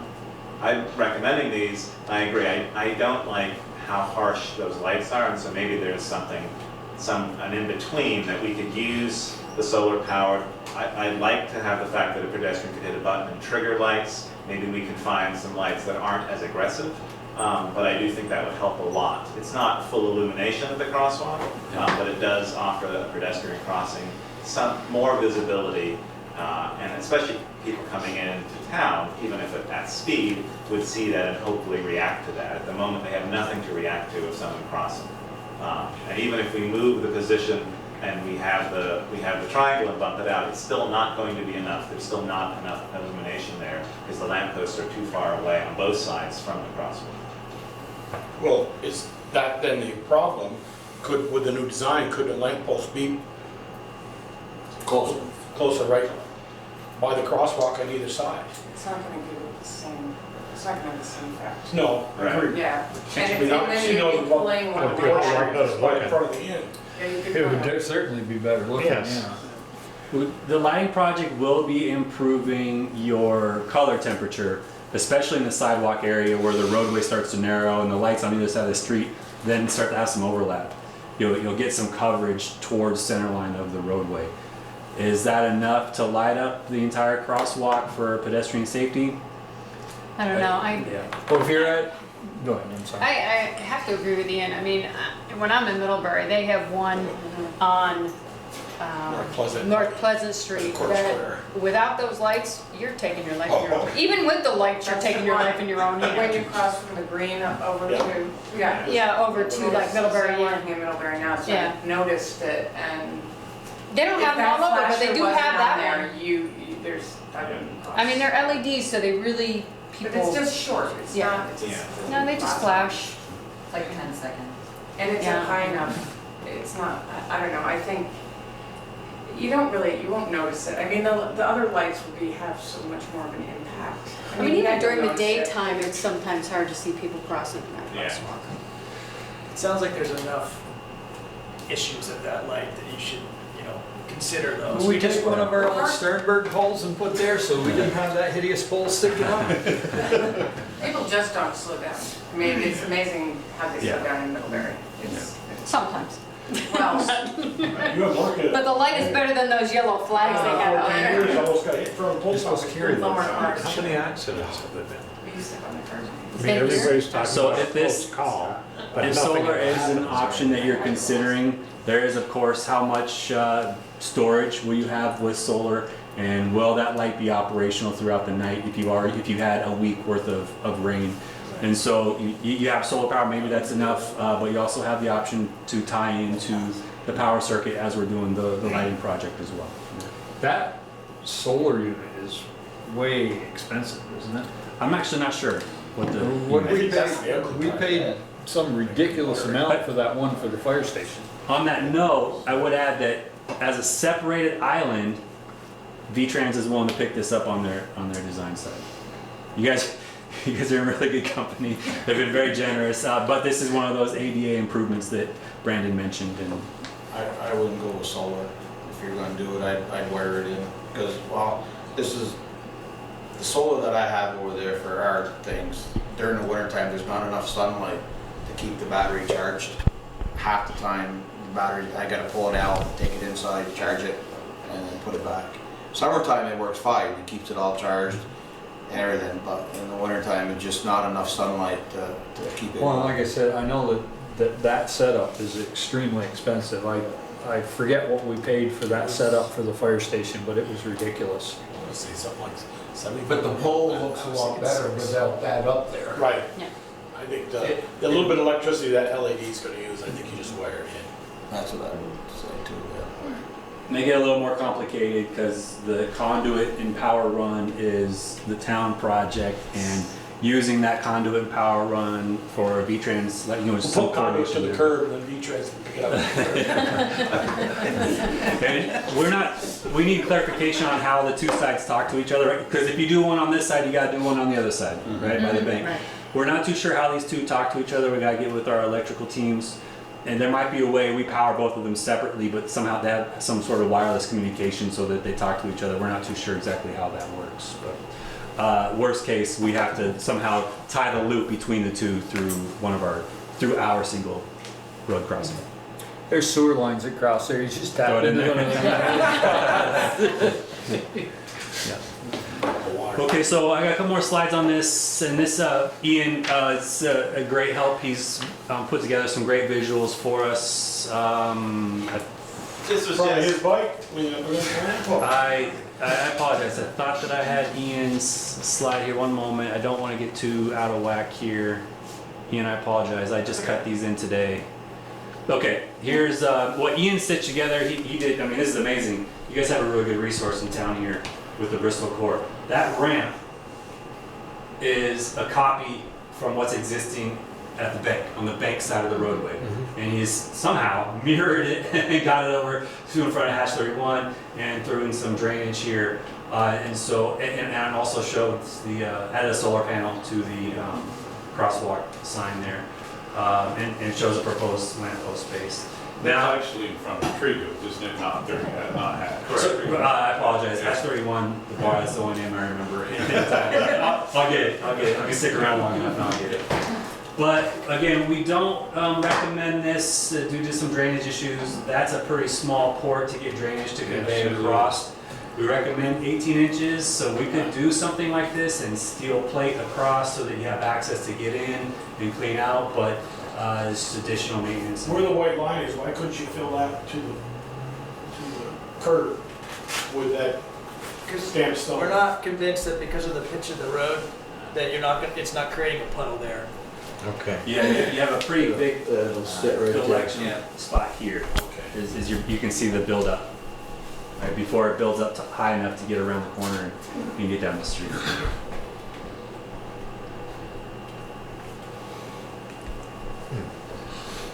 And again, this shows the replication of existing in front of the bank mirrored to be on the south side in front of Tree Goods. Thank you.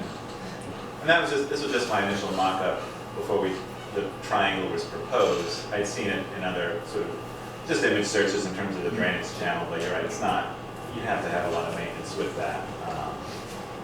But the main thing was getting like the crosswalk, but if we can wire it in and take off that solar piece, that would be great. It's the type of signage uses our existing poles, it's the square poles, and it just bolts right to it. So we could and it's not that expensive. I think maybe if you're getting the whole setup, but because you're using existing infrastructure, it's just the lighting and the push button and the solar. And if you get rid of the solar, I think it's even cheaper. And we can use what we already have for those two signs. I think that if you're going hard line into power. You want, these are perf pipe, you want these enclosed and something more similar to what we You need a base. are looking at in So Virginia. yeah, so solar gives us what we can use existing, or if we decide to hardwire, then. You have to go something like that. Yeah, it changes a little. Even if you go solar, you still have some live between the light and the solar, right? And so, you know, it's just it's higher, but still a consideration. Okay, so again, as a separated island, this is the ADA improvement that V-Trans is able to pick up on their design and construction side of things. It doesn't impact the sidewalk project. If you guys are ready to make a decision tonight about that, that's great. I'm not too sure how much Can of you a go back to priority the it one is. that Ian did, that was split Yep. right here? The left photo. I mean, that's our bank, and I never see any water that's trapped in there or that causes. Because you got the catch basin on the high side. here. Yeah, this is the low side. We put that, you don't remember, we had to put that in. We did. We had to put that in when we, originally that was just a paved ramp there, and we had to put that catch basin on the uphill side to catch that water because we didn't figure it would go around. You're right, I'm sorry. And yeah, so without the access for drainage here, we would probably have to do the same thing. And that's where the generosity stops, because.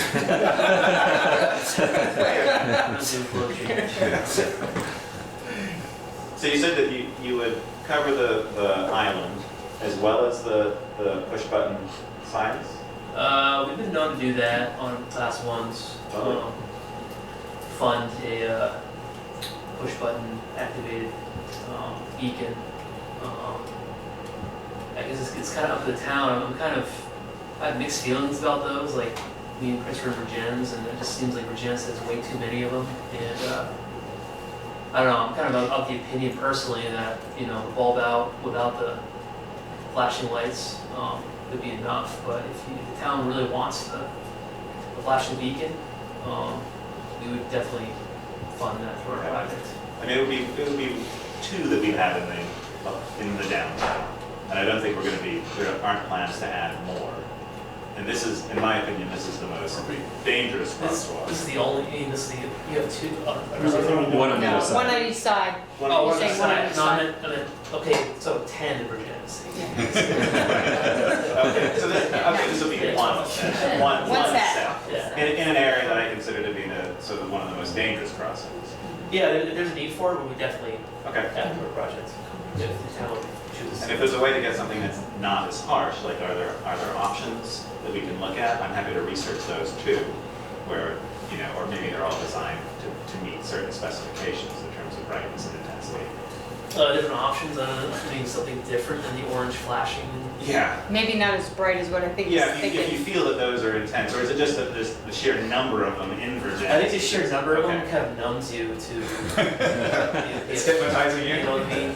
You see so Start many at of the them. police that you- Okay. But All right, so maybe we just have one set. yeah, get one set. Okay. All the way up. Yeah. But as far as like the different types of lighting, I'll have to maybe get with John Kaplan or somebody at V-Trans. There's a different option to specify different lighting. They're pretty generic. You see the orange LEDs. Okay. Are they orange or green, or are they both orange? Do you have an option?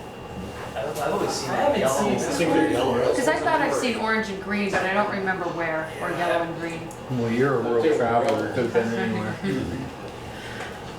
So what type of priority is this for the V-Trans project? Do you need to know, would you like to know, do you need to know tonight, or do we I pass don't some think time? we need to know tonight.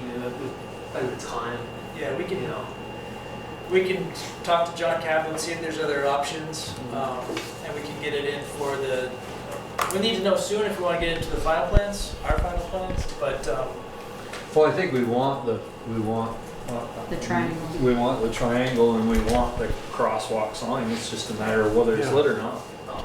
Whether it's hardwired. Yeah. Well, I would say it's hardwired. Hardwired, yeah. You I'm could hearing vote on that. the island tonight and then omit the lighting part of it. well, you're saying you want them, just you don't know if it's solar or. No, we don't want solar. Okay, so. You don't want I don't want Maybe solar. you better check with the rest. We don't want solar. Based on what Eric said, it sounds like solar isn't a And good idea. it's more sticking up there, it's more than. Yeah. So this is, it sounds like, I'm just gonna set you up for a potential motion here, but it sounds like most are in favor of a refuge island with crosswalk signage improvements. Second to that motion? I'll make the motion. I'll make the motion. Michelle, you're gonna, what do you say? Yeah, Okay. whatever you said. Okay, Tasha, you got that? Hang on, so move to have the island, just one island on The one triangular side? Triangle island, island yeah, on the. on the south west. side Yes. with the crosswalk improvements. There. With that kind of, Yeah. Not solar and hardwired. Yes, hardwired, not solar. Right, signs to be hardwired, waiting. can you second that? Ted. Any more discussion? All those in favor, please say aye.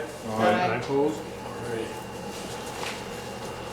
Now comes the difficult. Okay, we're getting to the end here. I gotta hurry because Chris said his bedtime is 9 o'clock. So is mine. I know you guys got a lot more on your agenda as well. So the rest of this are photo mock-ups from Ian to help us identify. Thank you, Ian. Yeah, these are great. And I'm privileged to be the one presenting them, but I do have to credit Ian for making them. These are to help us identify lamppost locations, base height, and power outlet locations.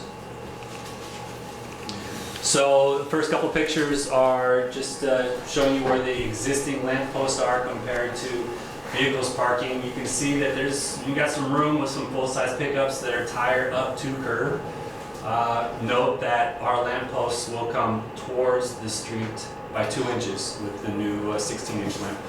We have an option to go 16-inch or 18-inch lampposts. I assume everybody's okay with the 16-inch lamppost.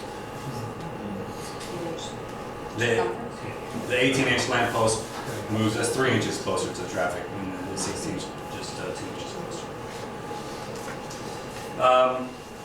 More of the same.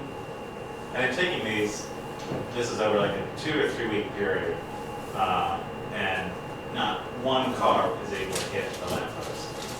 I think that times that we hit the lamppost, like they're few and far between. Like I only saw like one car on one side that was long enough that it actually pulled forward and it would have bumped it. I haven't seen only this. There's a snow plow. I was gonna say, during winter time, I think it's worse because you have the trucks with the snowplows. Yeah. Right. Sure. And this is, the bottom corner is the only truck that's hitting the curb, tire. The rest of them aren't hitting the curb yet. Well, but I looked at other cars hitting curbs, and you were still pretty far away. Then you got these guys. And most cars put their tires onto That's the curb. Eric's pickup. Nodding. You also have those that jump the curb. Right. Right. But I think that's you really need to. Or the ones that, You need to work hard to jump the curb. or the ones that back, the pickups that back in. Right. Yeah. That'd be the only other way that you could do it. So the only vehicle that in these photos that really seems to be a concern is the old model Chevy. Right? It could. See, he's nosing in. Notice that one there where that light is though. It's Right in the line. line. Yeah. Thank you for bringing that I up. think it needs to be considered. Yeah. And so location is why I have that on the agenda. Instead of different base heights, we would like you to also consider locations.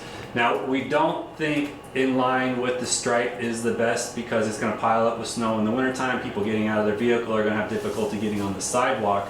But you can see we have a lot of room here. And you know, we could probably, just to make it simple for design, we can probably designate the new lamp post at the center of the parking stall and still have plenty of space, plenty of clearance from vehicles. Not the best if you're worried about pickup trucks backing in or snow plows, so we can continue to move further to the right.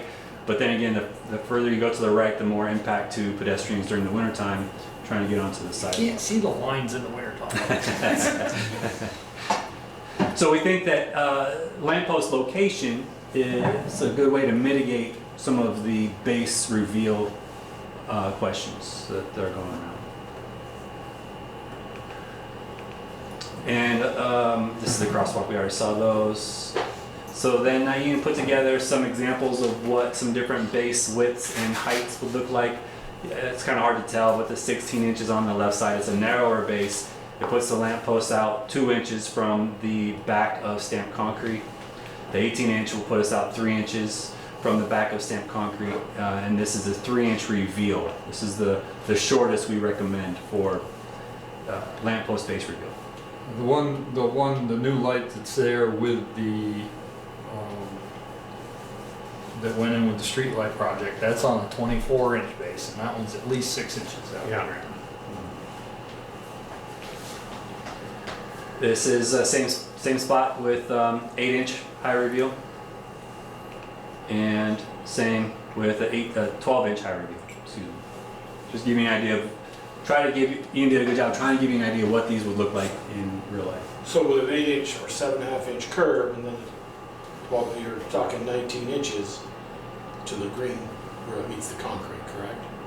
You say that again, I'm sorry. With a 7.5-inch curve at the bottom of the tire, it's on the pavement. Yeah. It's on the curb, and then you're talking 12 inches higher there. Correct. Yeah, this would be 19 inches to the, no bumper's gonna hit that. Yeah, this is 12 inches above stamped concrete. So again, now that these are loaded, they'll kind of show you. I was at Brandon today, and some of the new ones were in. There was a couple that were, I could out measured, they were 8 inches off the stamped concrete. Sure.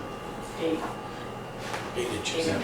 And again, this is completely up to the town. The recommendation from us at the beginning was 3 inches, just because we thought that looked the best. Really, it's whatever you want to do. I don't know if there's much of an argument.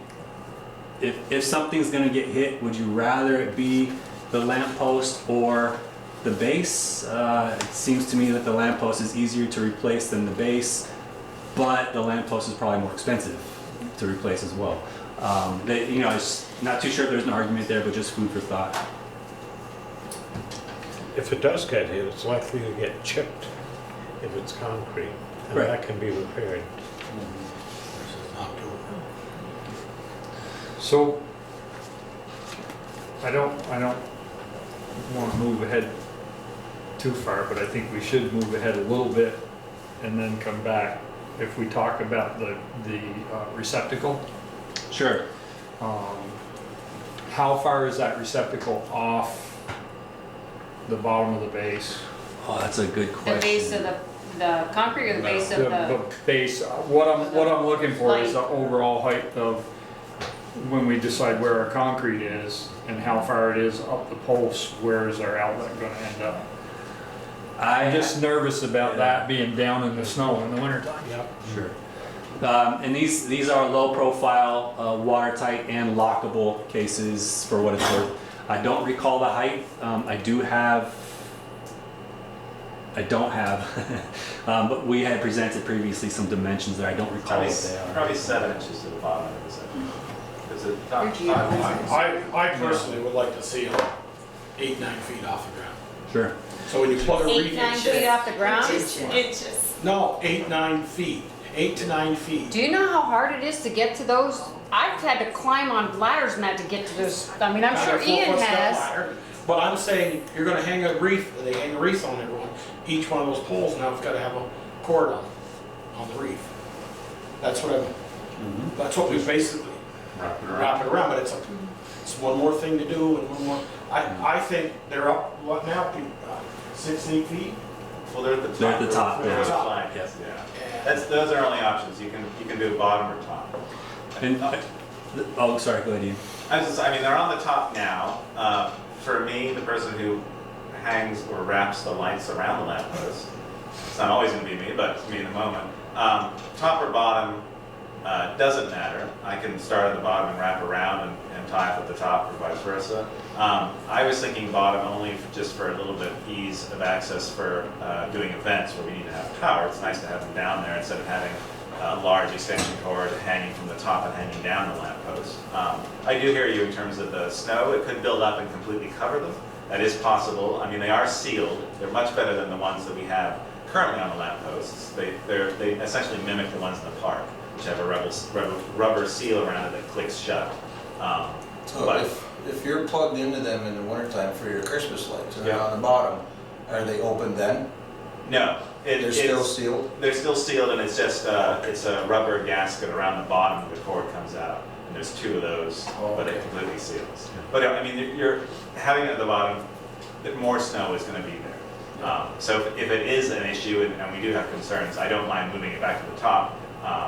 The only event that really uses power for the lamppost is Pocock, and it's, you know, it's nice to have it at the bottom just so you don't have to have a giant extension cord hanging down, but if it's a concern, and I don't think there's a price difference, right, whether it's top or bottom, so I'm happy to keep them at the top and have them, at least, as long as they are the same as the ones on Prince Lane, where it's, or the park, where it's a proper sealed unit, and not the sort of the lower quality ones that we currently have. Is mixing it up an option, to have some with them at the top and some with them at the bottom in key locations where you might want to have that, like events? Most of the vendors are in the same places, but I know it would work out where we needed power and we'd have to climb up, you know, so it's probably easier to do them all at the top, and especially if it is going to be a snow issue, we do have concerns about that, that's fine. If they're lower and accessible, are they locked? No. They can be. What would keep you from having an electric vehicle and plugging it in at night? Probably nothing if we didn't lock them. They are lockable. But is that the right outlet for a little? I think it's a different plug. You could maybe get it to adapt, but I think No, you'd have to try really hard. It'd take a long time to charge a vehicle with the 120. Okay, get overnight. Yeah, but there is potential for that. I mean, you might notice that on the town. You might have electricity accounts, but you might have a resident plug in for air conditioning, or there's a lot of different things that could happen there. Well, what's your pleasure, people? Pros and cons of both? 5-6 feet off the ground, so. Eric, what are your thoughts? I mean, you're the one that's gonna be plowing it. Yeah, that's the You guys are other gonna be thing. the one dealing with it. You know, are the plows gonna take them out? I mean, No. the sidewalk plow? No, they shouldn't hit them. As long as We've hit the bases before, but they're pretty much flush with the concrete now, so. Yeah. But if you've got, you know, concrete A high, the plow is actually gonna hit that before it hits the pole. And my only concern would be snow, would be my concern with it, and if they're sealed, and like Ian said, if you can plug them in the bottom and they're still sealed with them plugged in, like for Christmas lights and things like that, it doesn't really matter to me where they go. So, but you guys are worried about snow, but Eric Well- can then clean off all the Well, sidewalks, I every just was snow, gonna so say, there's well, really not gonna be that's why I snow was there. looking for height. Right. If that's, say the base of that's 8 inches and we put an 8-inch base, that gets you 16 inches off the ground. I think that's probably plenty if we Right. want them on the bottom. That's what I was gonna think too, but the only thing you gotta take into account is when we clean snow off Main Street, it's in between the poles. It's Right. not like in front Right. of the pole and in back of the pole. So you'll have whatever, you know, that much front and rear. So if the outlets are directly behind the pole, you could possibly have the snow Snow make buildup. high enough to get there. I would think like Peaker, the 8-inch, if you went with the 8-inch concrete and then if they're 8 inches off the base, I would think that would be It fine. looks like that those 2 bells are probably, it's hard to tell, but 4 inches and 4 inches maybe. The bigger green Yeah. part and then the tapered part.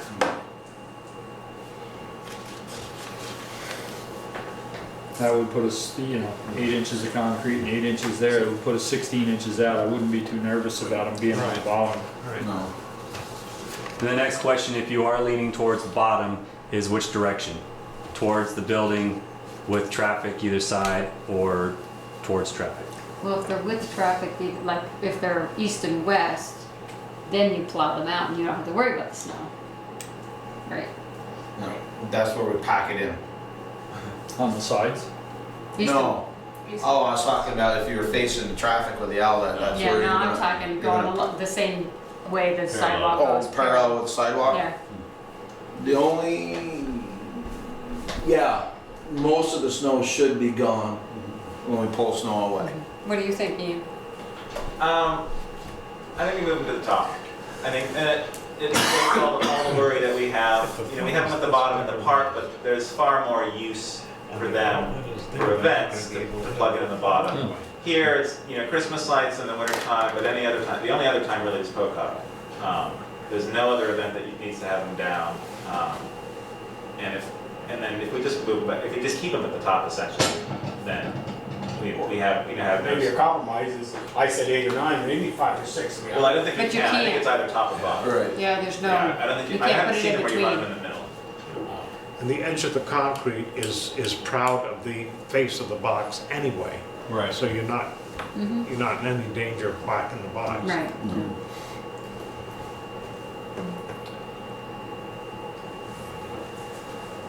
And then Ian, would it be parallel with the sidewalk, facing the street, or facing the building? Facing buildings. Facing the building. Yeah. Yeah, you want it opposite the flagpole, I would think. Right. Yeah. I'm happy to move it. I mean, that's where we have them now, that works. Is a motion needed for that, or can we move on? Yeah, I think we better, that way everything is clear. Make that Go motion. ahead, Speaker. And I move we put the out. outlets on the top. We want to incorporate, or you want to wait and put that in with the height of the concrete? Height of the concrete and the height of the box off. Two separate things. Yeah, I think they're two separate Okay, things. is there a second to Baker's motion? Second. Michelle? Okay, all those, well, any discussion? Hearing none, all those in favor, please say aye. Aye. Opposed? Okay, the outlets are done. That closed bases. Facing building. Tasha, you got that one facing building, Tasha? With the outlets facing the building. Facing the building, top of the pole. Top of the building, outlets facing the building. I'll move that we go with an 8-inch high, 16-inch wide base. Second. You want to see the rest of my slides? Nope. Okay. We've got Do you pictures. want to consider location as Oh. separately or together? That was very inappropriate for me to interrupt your motion. I apologize for that. Let's get it out of the way. Let's do this and then. Yeah. Did you say 8-inch high and 16 wide? 16 wide. 16 wide. Just high. Yeah, okay. 16-inch diameter, 8-inch thick. There's a motion, a second, for 8-inch by 16-inch round basis. Any discussion? I think 8 inches is too high. I think it still looks too commercial, and I think it would sort of take away from the historic downtown. I think, and it doesn't match anything that we currently have. You know, you can look at the larger bases for the intersection lights, but the scale of those lights is far different. There's a Sternberg light there on a 24-inch base that's 6 inches out of the ground. Okay, that's 6 inches. It's not 8 inches. That's the difference. And it's bigger. Okay. It's 8 inches bigger. You've heard. What's bigger? The one that's there. So wait, so what's your? The base. That's base the is arm? 24. And it's like this because Yeah, we did. Just for discussion. of the ground. Those are 7 on the park. On the park, it's varied because of We'll pass the this ground. around. Well, actually, I made Some copies. Valerie made some copies here she'd like to show you. Just 7 on, there's one she's showing here. 7 inches on the park height. Back behind Bristol Cliffs Cafe is a 5-inch one. And where's that one taken? So, Where's this one? the third picture is in Richmond, at the Richmond Market, just as a contrast of how, What we don't want. yeah, that's right. That's right. Gee. And then the last picture is in Randolph. Parallel or the diagonal parking along the main street and showing the lamp posts and their locations there.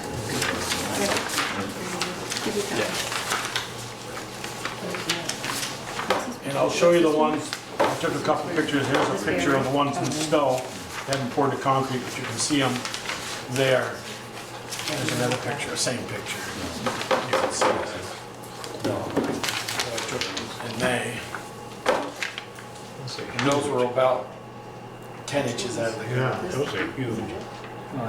They're not poured all the way up to there. Oh, okay. Oh, all right. And those are 24 inch. Those are 24-inch bases, but you notice in Stowe, that's parallel parking, not diagonal. You want to see this? And then when I talked with the guy, I said, we're debating how high we're gonna go with these. And he said, well, these are parallel, so they, there's no chance of jumping over the curb. So that's the issue we have, cars hitting them. Go So ahead. I've been talking about this with Ian for a while, and I agree with you, and I think that you don't need to go that high, right? What you have now are lamp posts that are sidewalks sinking, the lamp post is sinking, so it's much lower than it's going to be just if it had no base.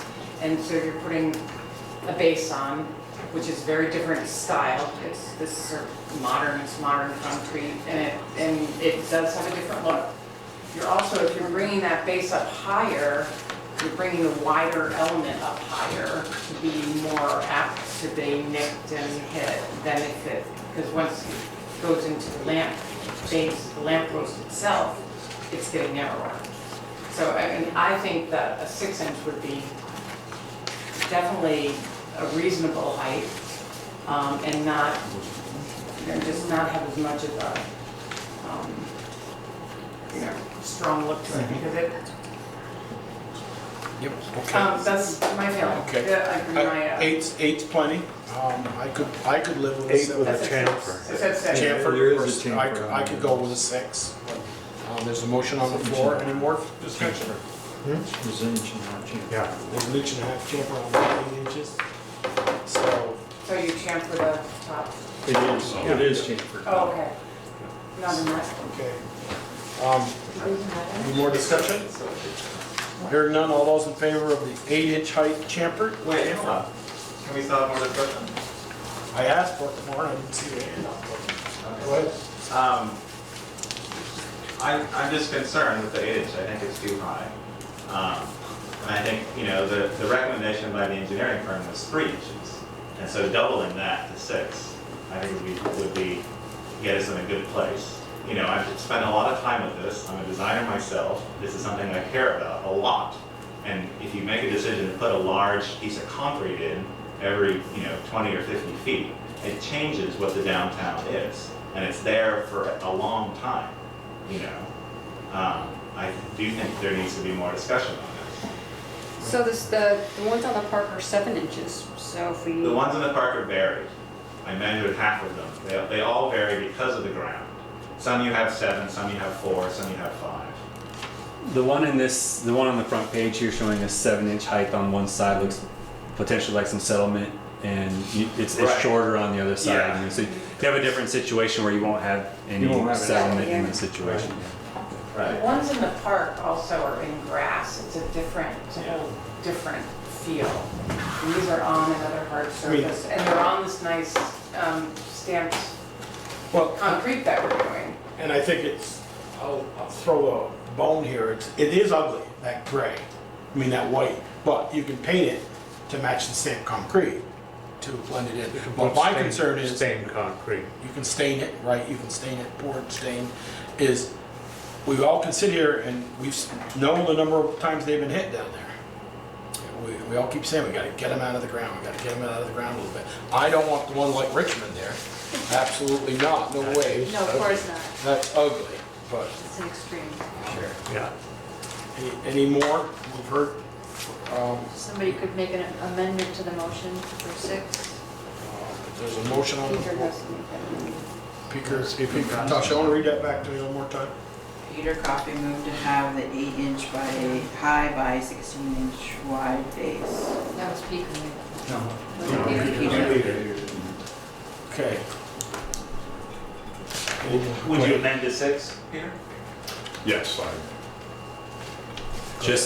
want to listen to my I'm gonna engineer. keep it at 8, and we'll see what the board feels like. If they think 6 is better, they vote no. You go ahead. You wanted to. I have one more slide to show you that's related. I didn't want to show this to you after you made your motion, just in case it piqued somebody's interest, but there was a discussion of adding a bollard, and I don't think this is a good idea, because now you're guaranteeing something's going to get hit. But wanted to at least show you I had this slide And it's part, I think it's part of the base reveal discussion. As an option. If it's 8 inches, you don't need a bond.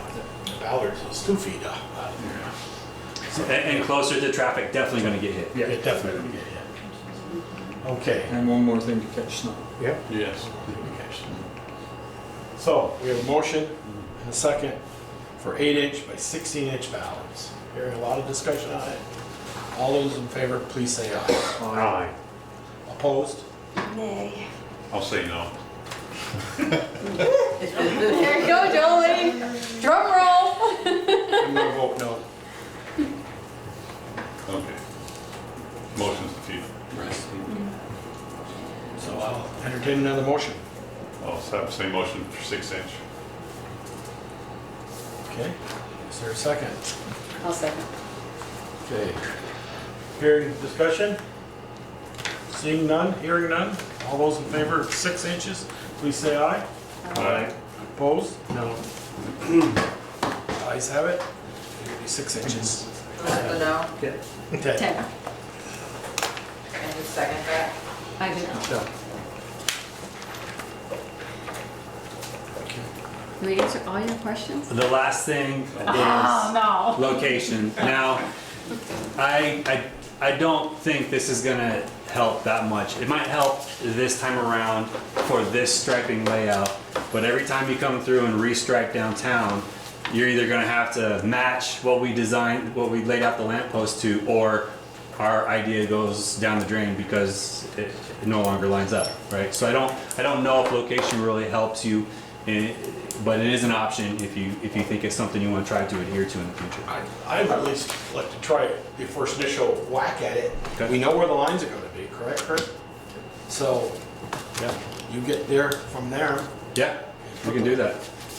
It's just, no problem for us, but in the future, right, if you come through and stripe again or whatever, it's just something to consider to try to maintain. Yeah, or not, if you don't like it. So the next question is where?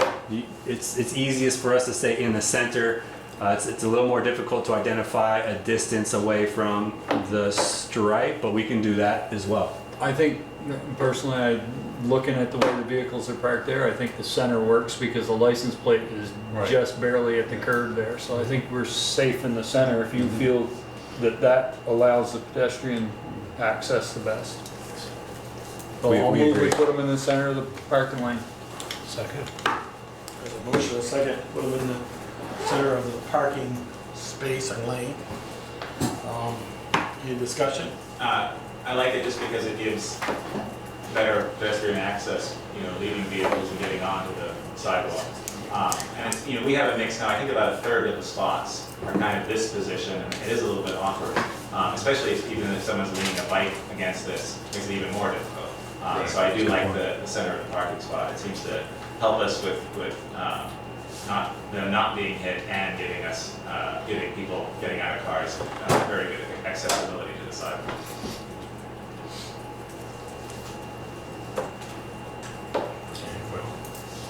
Any more discussion? I'd like to see them in the center, right where they are there, because I don't think there's 3 or 4 feet from getting out of that Cadillac to get up there, and we're talking 5 or 10 on each side. 3 or 4 feet? There's 3 or 4 feet in that. From the bumper to the From that, wall. right there. If you can't get up through there, you can stone pull it off. I might have voted for the 8 inches, but I know it's going to be in the center. Anyway, and no more discussion. Hearing none, all those in favor of put them in the center portion of the parking spot, please say aye. Aye. Opposed? Okay. All right, any more? That's it for me, unless the rest of the design team has anything to add, or anything from Ian and Valerie. Thank you very much. Thanks for your time. I want to thank you guys Could I ask for your a question? openness to work on all of these tailored visits, Since we're on to this the blending of subject, the can I ask projects. a question? Yeah, Peter, go ahead. One, I was gonna ask you how much the town's cost is gonna be, but quite obviously you don't know. So my second one is, where's the funding coming from? The My cost third was, question he is does have going a to the cost. voters. Right there, Peter. There it is. 34. That's the cost, Total cost. estimated cost. So where's the money coming from? Where's the town's money coming from? The hell with the grant. We got 50,000, 75,000, 100,000. So we still need 300,000. So we still need 300,000. 200,000, 200? 250. Because we have 100,000 secured. Right. We have an application out for 75,000 right now. We may or may not get it. And then the select board had considered using Stony Hill proceeds. And if you do, I can't wait till the next March town meeting. Are you gonna take this to the voters? You told the voters that the sale of that would go against capital, the long-term debt, but. We had discussed that. I don't know that we did So that you at town really meeting. haven't decided yet? No, Okay, my last question then, is this going to the voters? I don't think we've discussed that either yet. Well, I would encourage you to, because I've never seen anything like this that didn't go before the voters. It's gonna cost town money. Okay, thank you. Anything else? Reasonable. That's it. Okay, thank you, Peter. You want me to leave anything up, or should I go ahead and break it down? Fine. Break it down? Yes, and bring it. Okay. Jimmy?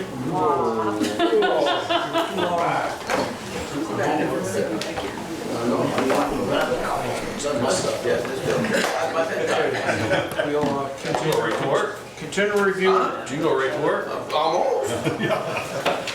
Peter. Continue review of the 2019 sidewalk replacement project. Determine segments and scope of work. So this is a continuation from the last meeting, and there are still some open questions.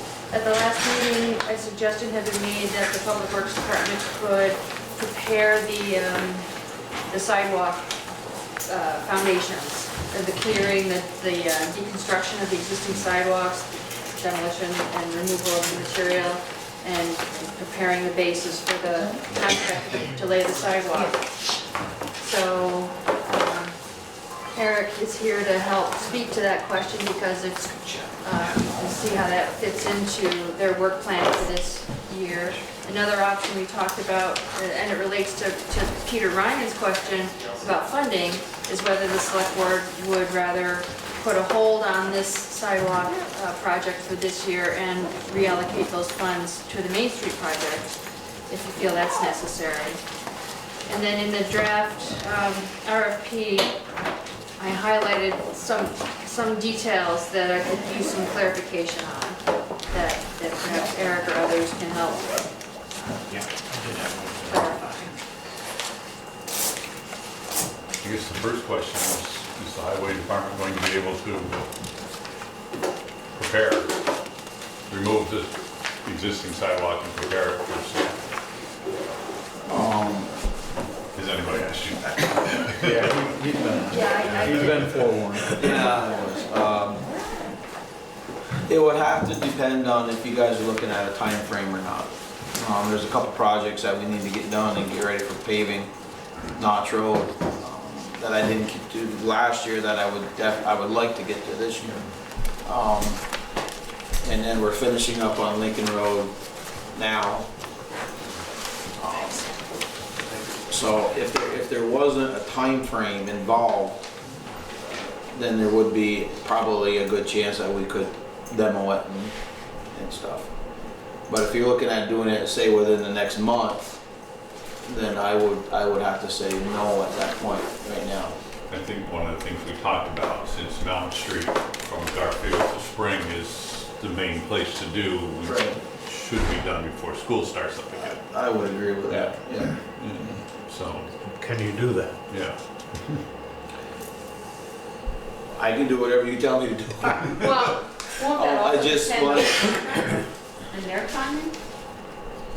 You know, whoever you hire, Yeah, we're gonna be on we're- their time frame. Well, yeah, we're, basically, I think we have to set the time we want it done.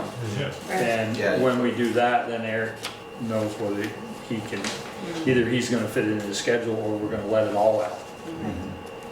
I mean, I think that's the first decision we need to make is the time frame and whether he can meet it. If he can't meet it, it's a no-brainer. We let it out to bid with all the site work involved. I mean, we're talking 7 weeks and school starts.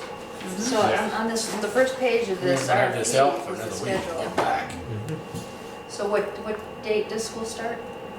Usually the last Usually it's the Wednesday end of of August. Last Wednesday of August? Usually. Usually. I can give you a date. I have a couple of questions on this bid thing, Valerie. Yeah. Maybe 28. You have the width and how much we want length, but there's no, here it doesn't say the thickness of the sidewalk. In the It specifications, does. yeah, 4 inches, 6 inches at the sidewalks? minimum, yeah, right here, minimum Minimum thickness. thickness of concrete, okay. Yeah. And then 6 inches for Across driveways. those, okay. Right. I just saw that, it said 4 foot wide and at the beginning. So, So on that first page with the schedule, if we say that, well, if the contract is awarded, how long do we think it would take for the project to be finished? We need it to be finished by August 28th. Boy, they did it pretty quickly last year. It's only gonna take a couple days to pour the concrete, and it should only, Eric's gonna shoot me. It should only take a couple of days to prep. Right. I mean, it's not, and that's what I'm saying, it's not, sidewalks aren't rocket science, and I think we pay dearly for the prep. You do. So if the select board awards a contract on the 19th, do you think that's enough time? Of August. August 19th? August 19th, which is a select board meeting. Boy, that's only I gonna mean, be July 2 19th. weeks. No, August No. 19th. oh, I don't see Because that. if you're looking, if we put it out this month, Well, you got select board awards contract August Exactly. 5th. well, that's then, we can't meet that now. If we're Well, just looking for somebody to pour it, I think we probably can. well, the only other thing You're we could talking do is have a 6 special meeting and award it on the 12th. Well, that's an option. Yeah, because the That 19th, would if give you, them at if least we 2 award it weeks that then. 19th, if you told them on the 20th, Tuesday, they have 4 days and they have 6 days to do that sidewalk. School starts the 27th, the Tuesday for the. Tuesday, 20th, so they have 5 7th and days. Yeah, it's really the 28th, 27th is the 7th Right, and but 8th. they're still or- walking to yeah. school.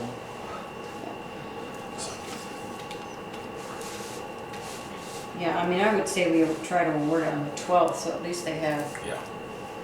time. Well, and that'll be part of the bid request. Right. That needs to be done by. The question is, if we award it on the 12th and they want to start on the 15th, can you be ready? Can you, If I'm told to do it, we'll just pull off and do it.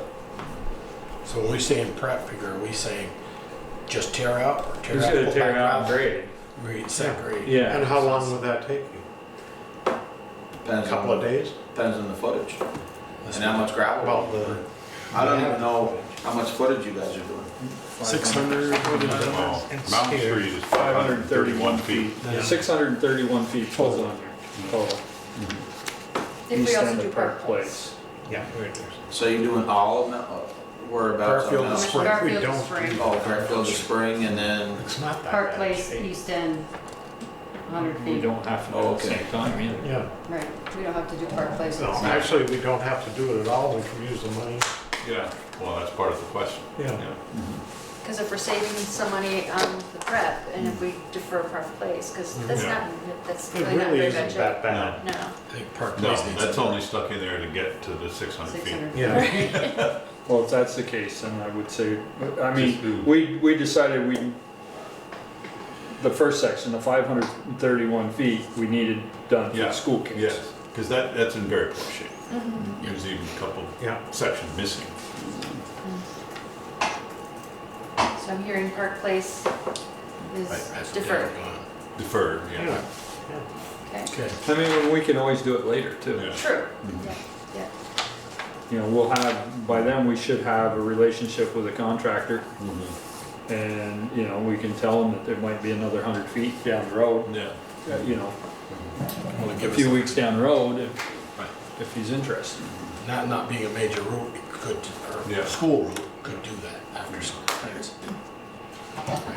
So in terms of specifications on the next page at the bottom, I just wanted to clarify the finished sidewalk height shall be 2 inches above lawn grade and blended into existing sidewalks. I just wanted to be sure if the word shall is meant, because is it possible in some places? Or is it not possible in some places? If we go 2 inches above the lawn grade, it's gonna make driveways that are paved, it's gonna be an issue. Are there any paved driveways there? Fred's is not. Fred's got cement on the road side of his, but I don't think there are any paved driveways. The only thing is if we raise it 2 inches, then we're gonna have to blend back into those driveways. Yeah. Because I don't think that was implemented on Maple Street in all the places. No. So, And it definitely wasn't on. In places, that sidewalk's gonna be really high. so that's why I questioned the shall. Yeah, I think we'd be better off to do some of the work that Eric's crew did in the prep, as Peter mentioned at the last meeting, is to regrade the green space instead of raising the sidewalk up. Right. That's more time then. Well, he's gonna have to go back and topsoil and seed. Or He's gonna have to go back and topsoil and seed. Once the concrete's poured and cured, he's gonna have to go back and topsoil and seed. I mean, not gonna spray it with a hydro seed. yeah. Yeah, he will. Well, that's what he did. But he's gonna on North have to Street, do he did. it. That's what he did on North Street. You didn't re-topsoil all that. No, but he was just grading up to existing Yeah, that was sidewalk. the existing sidewalk. You're raising the sidewalk up this much. You're gonna have to taper the sidewalk down to the I think existing that's where the lawn. problem is getting. We won't go back to this same sidewalk for 75 years. And the grass continues to grow higher and higher, and then it gets up higher. I'd like to see if you're gonna raise it 2 inches, leave it. So you step off it and you're on the lawn. Or at least an inch. Don't bring the topsoil That's an ankle back. breaker. Yeah. Don't bring the topsoil back up to the top of the sidewalk. Grass continues to grow and it just keeps rising. keeps rising.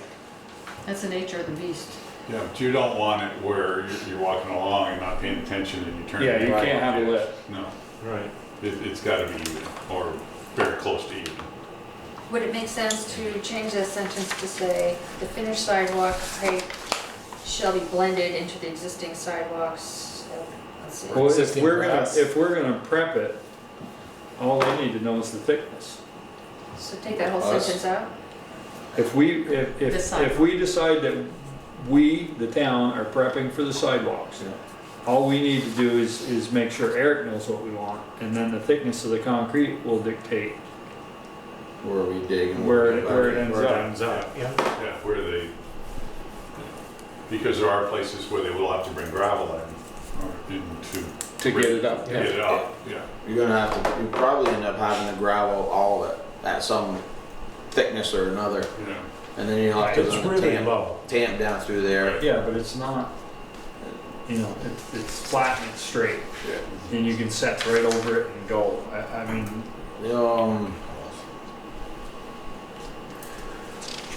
Most of it you can, down towards Garfield Street, you won't be Yeah. able to with them trees.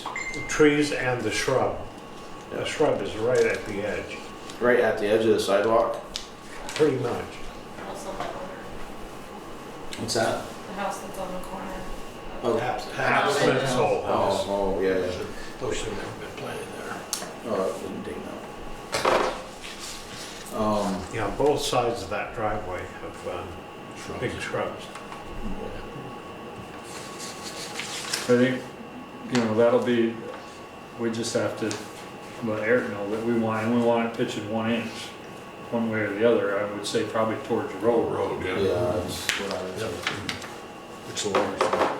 So that's all. Okay.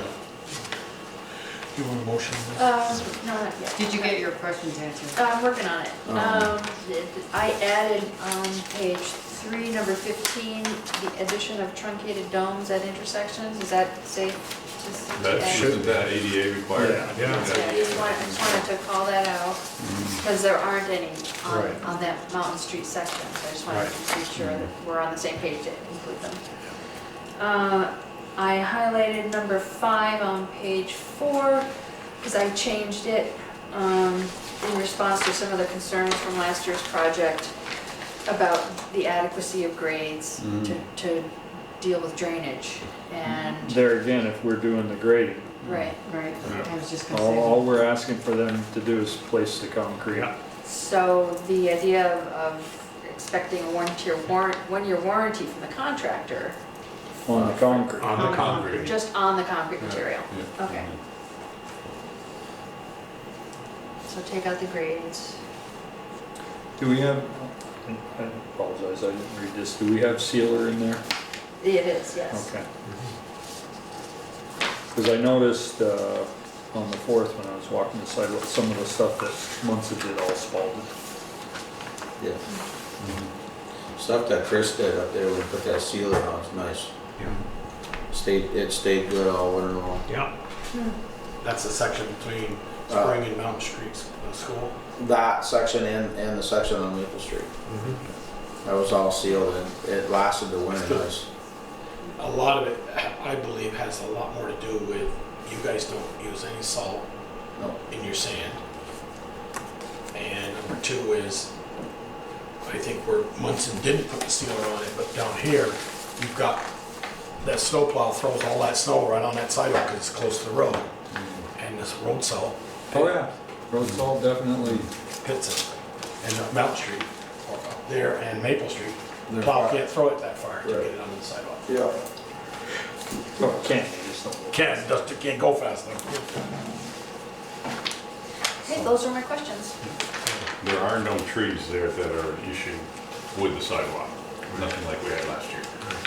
Just maybe some shrubbery. No, well, but they're far enough away. Yes. Okay, you want a motion to, George, you're sending this draft. We don't really need a motion No, for you this. don't need a Well, motion. it's just gotta like kind of totally redo this if we're only looking for a cement contract.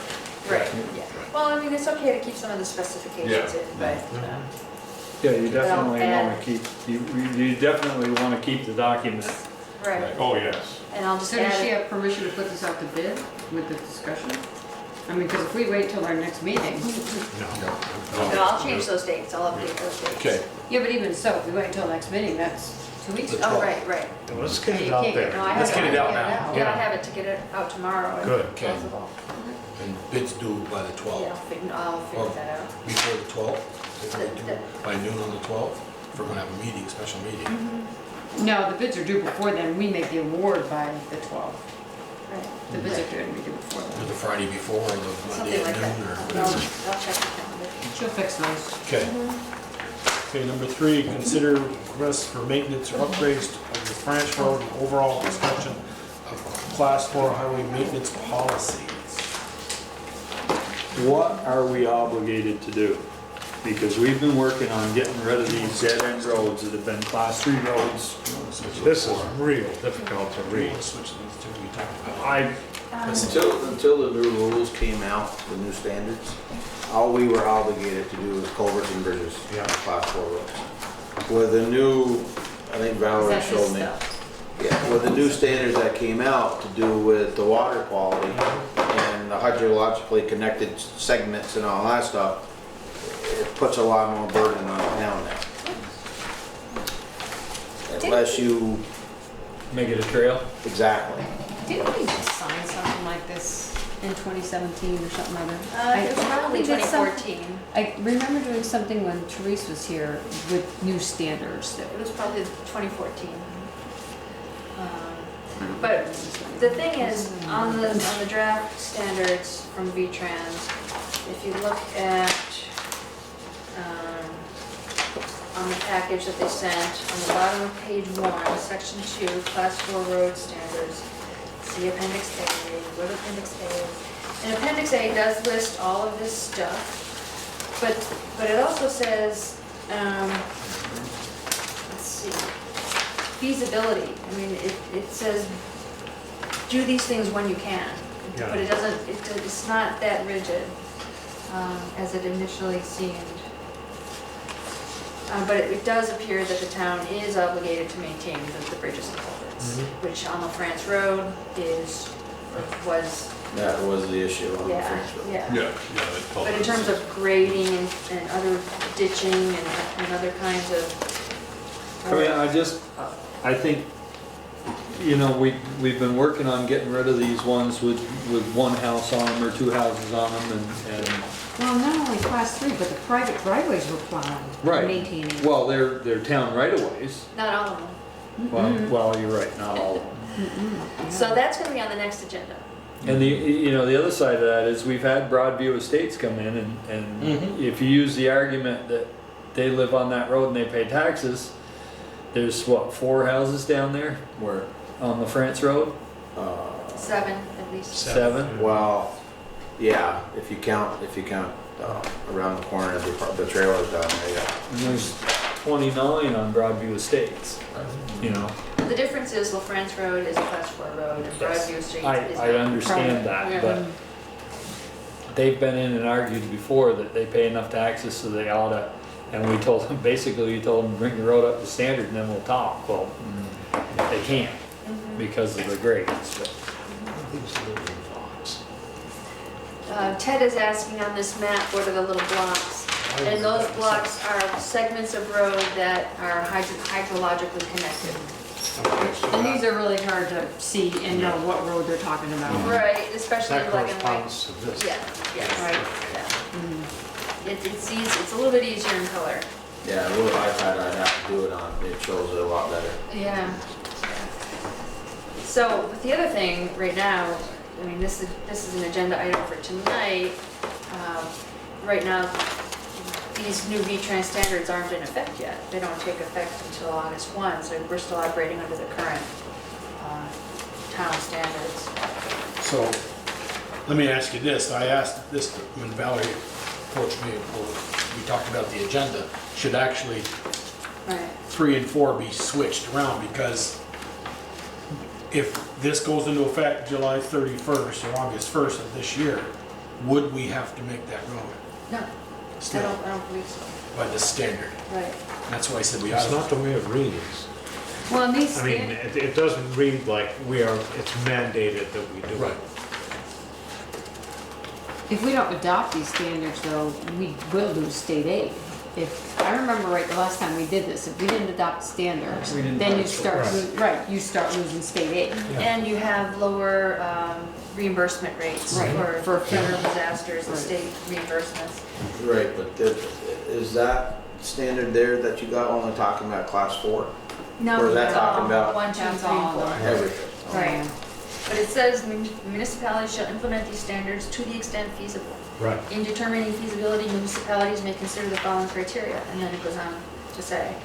So, and as I mentioned in my notes, not all class 4 roads are created equal.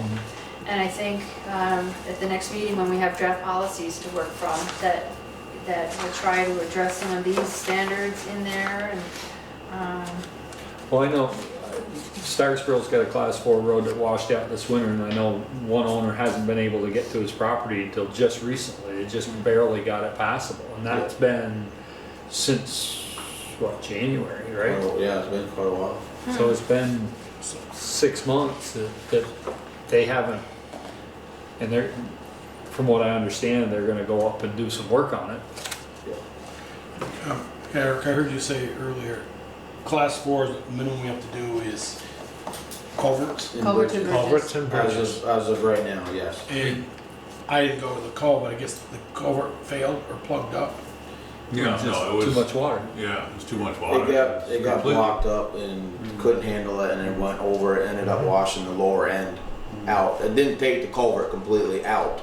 There was probably a good 5-6 foot of road left, and then the lower end of it washed out. We took 2 tandem loads of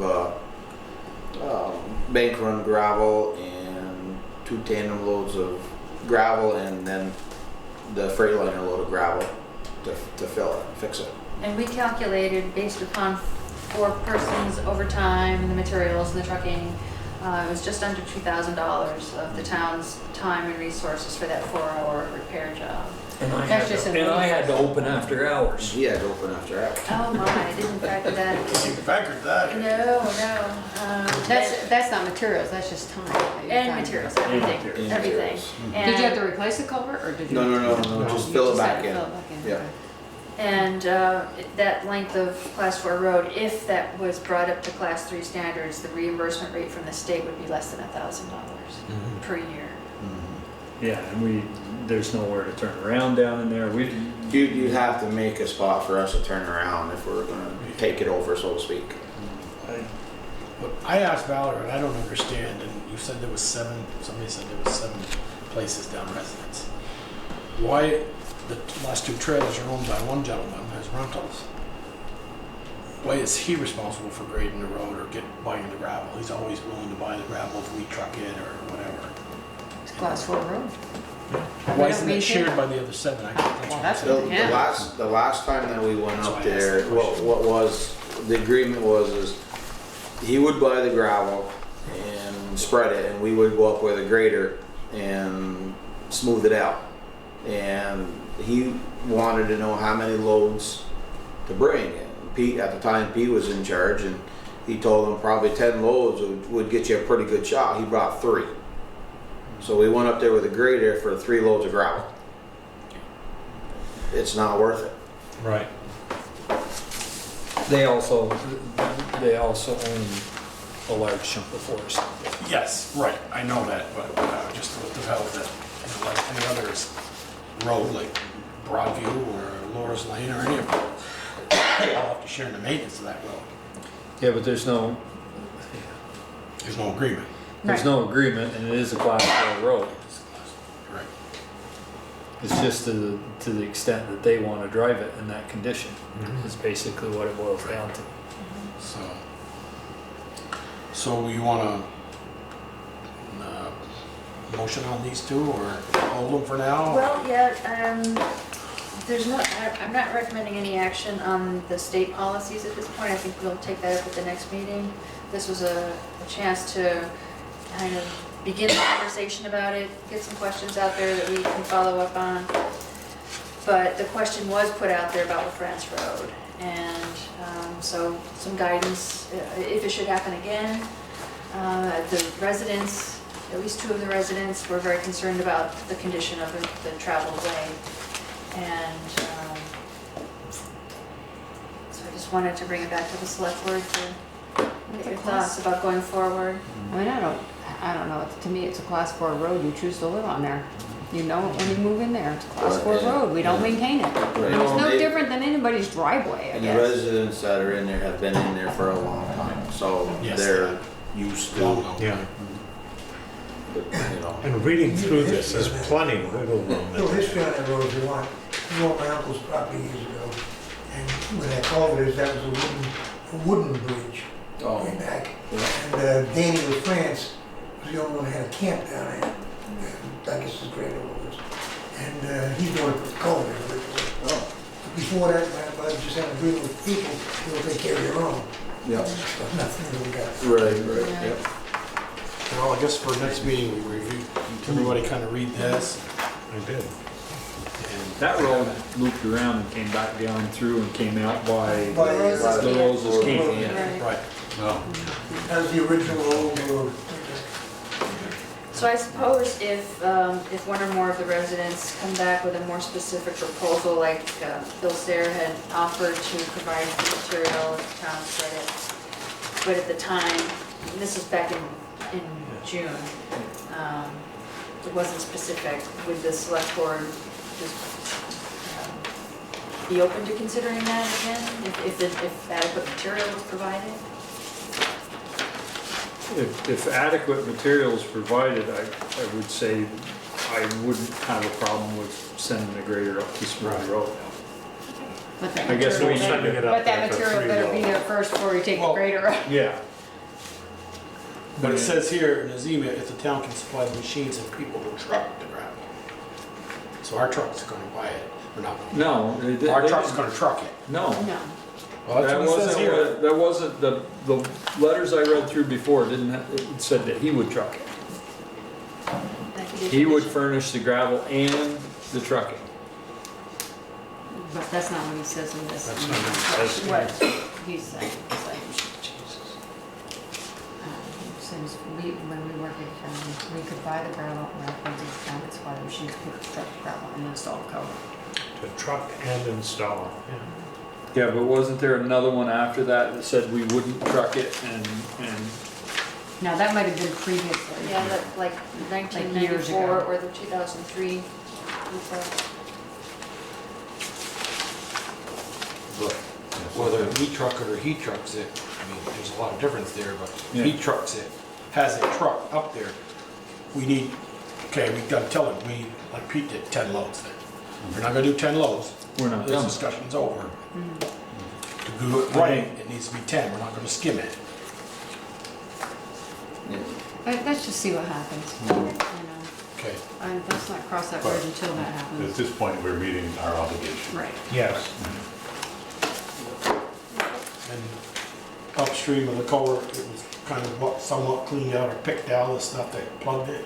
Yeah, the culvert that plugged above the big one, that plugged up too. It couldn't, well, I don't know if it plugged, but it couldn't handle the water. So it ended up coming past that culvert down the road. And then that added to what the big culvert couldn't take. And just ended up washing the lower end out. Yeah, the water was up there. The water was coming from two directions. It was coming down the stream to the end of the culvert, but that whole La France Road was 6-8 inches deep. There was a river running down through there. Yeah, there's this, I think that's an 18-inch pipe, plastic pipe that, no, that's steel pipe, that crosses that road right there. And it just too much water, it couldn't handle it. Okay. It was a lot of water. Yeah. It was a lot of water. We kind of did 4 already, we're gonna wait on that one too. Okay, number 5, consider whether to revisit closure of the Memorial Park access. Peter, you and Porter went up there on Sunday. And we had a discussion about the stairs. The stairs are not, I don't want to say it so it sounds right. They're not unsound. They're just slippery. And the discussion we had was get some of that, they sell that stuff in a strip with like the sandpaper on it. And put on the stairs so that they're not slippery. Even cheaper than that, or roofing shingles. Roof shingles, yeah. Yeah. Okay. And Jet type that don't have the cutouts. Yeah. Full shingle. And she said that the conservation, if we wanted to do that, the conservation committee would probably furnish the labor to go up and put those on if we decided to go that route rather than close that side. Because I don't think closing it's gonna stop the people from going down there. But at least if there's a sign there and they fall down and hurt themselves and claim that they But if weren't you- safe. If you put the sign down, you're admitting you know there's a problem. There's a problem. Yeah. And that puts you at So risk close of it. being liable. Kind of like, you can't put a sign at Bartlett Falls, do not, Swimming Don't no jump risk, off, yeah. yeah. don't jump off, but somebody from out of town comes down and hits their head. I never believed that sign, I never thought that was a very good theory. But then, No, with the they shingles, should pull with every the speed shingles limit solve sign the off the problem. state Yes. law. Yeah. And every It's Then just why that not the- just do it? right? It's just, they said they Those was, stairs aren't very good. Martin's gotta have some old shingles over there. It's broken bundles or something. Yes. Okay. I mean, they're not any worse than they've ever been, they're just slippery. Yeah. They don't get any better. No. So who should take this on to get done?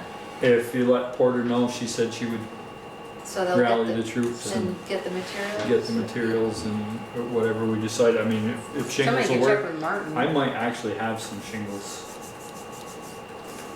What do they need to be? Jets. Jets. With no cutouts. No. The 3-tab stuff, don't use that. Okay, that's what I have. No.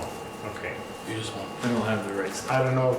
I don't even think they make jets anymore, so something over at Martin's way in the back. that's in the way in the back and forgotten about would be the place.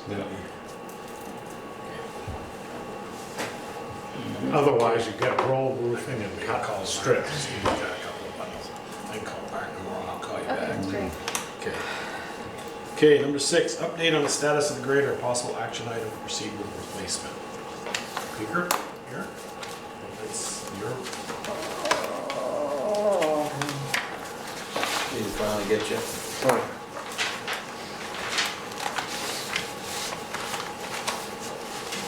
I only have one copy. which I was fighting with my printer to get, and I ended up having to get new ink to get it. But for the grader that Eric is looking for, the list,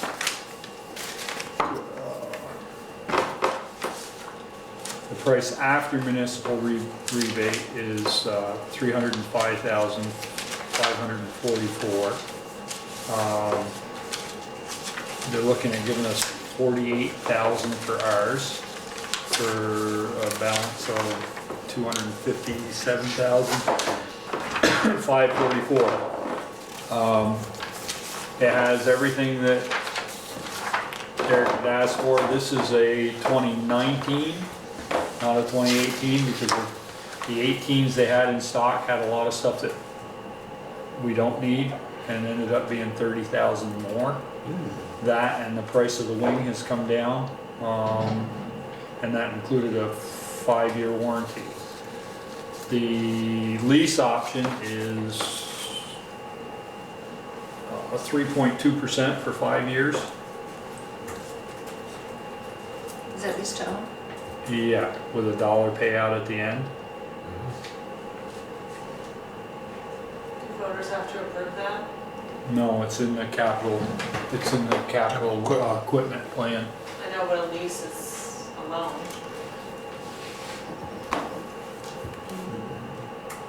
What do we have in the? Well, you just spent how much money? On the mower. On your mower. Oh, 13. 13 on the mower? Yeah. And how far did we think, we thought you definitely needed the 2 years of, when we looked at, when you wanted to buy the grader and I told you no forward.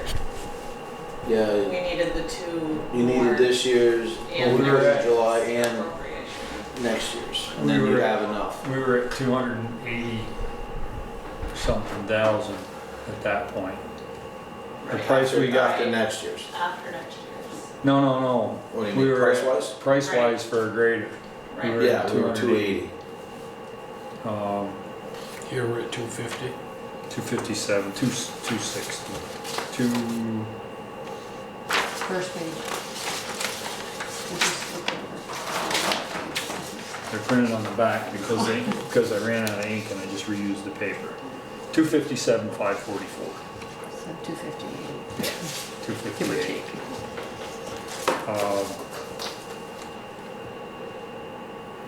Didn't you at one time, Peter, said that we didn't have to pay for it till July 1 of 2020?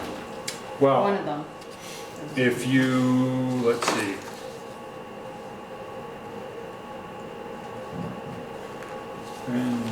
It's 60 days out.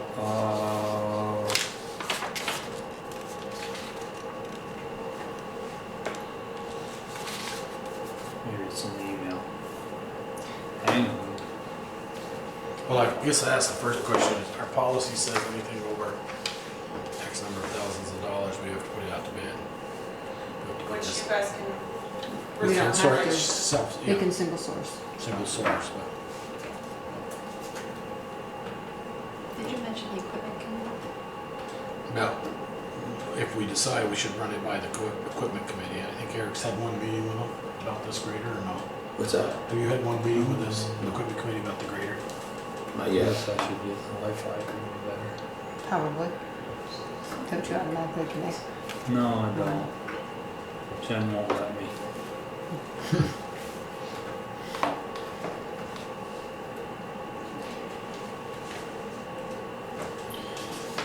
Oh. Everything's record for that. First payment due 8/20/20. So that's next year. August 2020. Yeah. So that would give your this year and next year's, right? We would do the deal now and you could, yeah, we could either do the lease, they'd take the trade, which would, basically the trade would be the first year's payment. And then the next installment would be due. Yeah, so yeah, it would be, then you could just pay it off. Yeah. If you wanted to. Well, it doesn't make sense to pay 3.2% interest when we're making less than that. if we have the money. Right. Jennifer's looking at something, I think. Right. I'm looking at the balance, but I don't know how much you appropriated for the year. 100. 100 for the year? I thought it was 95, but it's close to you.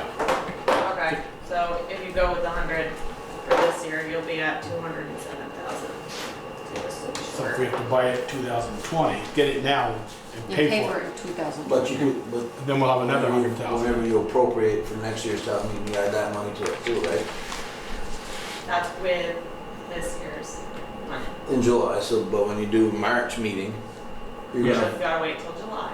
You gotta be patient. Right, but I'm saying, Right, but that's why you- but you'd have enough money to pay for them If we, after next year. what you're saying is because with the first payment would not be due until August 2020. So the July appropriation would be there, is what he's saying. Right. Yes, in a short way, yes.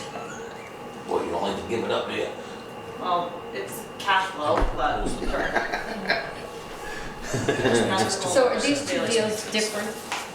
This makes this. No, This one and no, this was, this, So you either buy it outright at this price now, or you do this lease deal, right, and but then you you can don't pay do, until 2020. right. If are you paying this 3.7, No. whatever it is? I don't believe so. I can get that answer.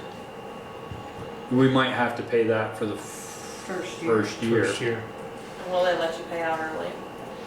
You shouldn't have Yeah. to pay that if we're already, if they're taking the trade in as the first year payment. That, to me, that's upfront payments. I don't know that. That's a question I have to ask. I didn't ask No, that. I'm just saying, I'm thinking out loud here. We Yep. shouldn't have to pay that if we're paying This, upfront. this quote is just this year.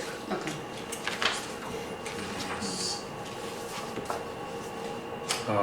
And that's the, Animal control. yeah. Because it's 16,000 more for the joystick control. No, I know. I just want to know. What if we don't want it after 3 years? I know we're not gonna not want a grader, but Well, I'm just trying to, I'm thinking of a lease as a car, which I know is different. well, no, this would be, you can go 5 or 7 years.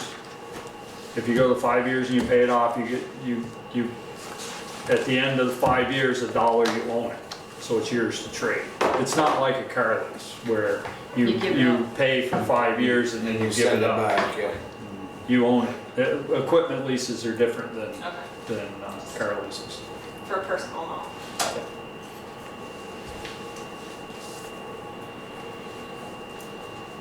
I mean, so if it's, Okay, we still have enough money to buy that. we can get the equipment committee together and talk about it. This is good until July 1, or till August August 1. 1. I'd like to see you guys just get together with the equipment committee, run it by, because I've just done some quick math and look at appropriations. With adding, next year, in the sheet, we have down to put 110,000 in the capital equipment fund 2020. for 2020. We did 100 this year. We did 100 this year, next year's 110,000. The following year would be, because there's a loader coming due in 2022. Right, the loader is right after the grader. But you'd have that. You'd have a year span. $59,000 after August, July 1 of 2020. You'll still, after you bought this grader, you'd have $59,000. Then the following March, you'd put in $120,000. Well, remember, he took money out for his 13,000 out of that. Yes, for the mower. Yeah, but that's not out of the numbers. That's not out of here he's- though. You're right, Michelle, Oh. for that. So, but I'd like to see you guys get the equipment committee and just, hey, if they give you a blessing. I mean, you just put, what, how many thousands of dollars? It broke down up in the notch. Just last time it was 500 and something for the balancer. Well, the balancer, Mike did the work, you and Mike. Me and Mike did the work. Mike did most of it and I helped him finish it up. And then the pulley, total, just the parts is probably between 600 and 800 for the parts. It's on the list to replace Next year, next year. 2020. And this is, we don't have to write the check until 2020. 13 months from now. They'll take ours and trade now. But is it considered a loan? That's my question. It's a lease. It's a lease until Partial loan. August 2020. Right? Partial loan? Huh? Is that I mean, I guess my question is, do you have to ask the voters? I mean, you're basically kind of bridging the financing, which I'm not opposed to, but don't want to get. I was gonna say, I'm not sure that I would consider, the money's in the I mean, equipment fund to be interest is gonna used, be accrued. Yes. to be used for it. I mean, he's gotta find out if the interest is gonna accrue. You know, or if the trade-in takes care of the first year's payment, there shouldn't be an interest. Because But by they the may second look at it payment's due, differently. we're gonna write him a check for the balance. Right, Yeah, 200, whatever. 10, 220,000. 250, That's 7,544. All right, that's with it, that's with the trade. Yes. So it sounds like it's really a one-year loan, or 1 year. Well, it would only be a 1 year if we paid it off. I guess the point I was trying to make is that if we send it out 5 or 7 years, it's 3.2%. Then that's a loan. Well, Then no, Even though it's a I- lease. I know, but you'd be signing lease documentation to Right. start I mean, because we know that we'd be paying it off in a year. But I imagine you're gonna have to sign paperwork for 5 years with the option to pay early.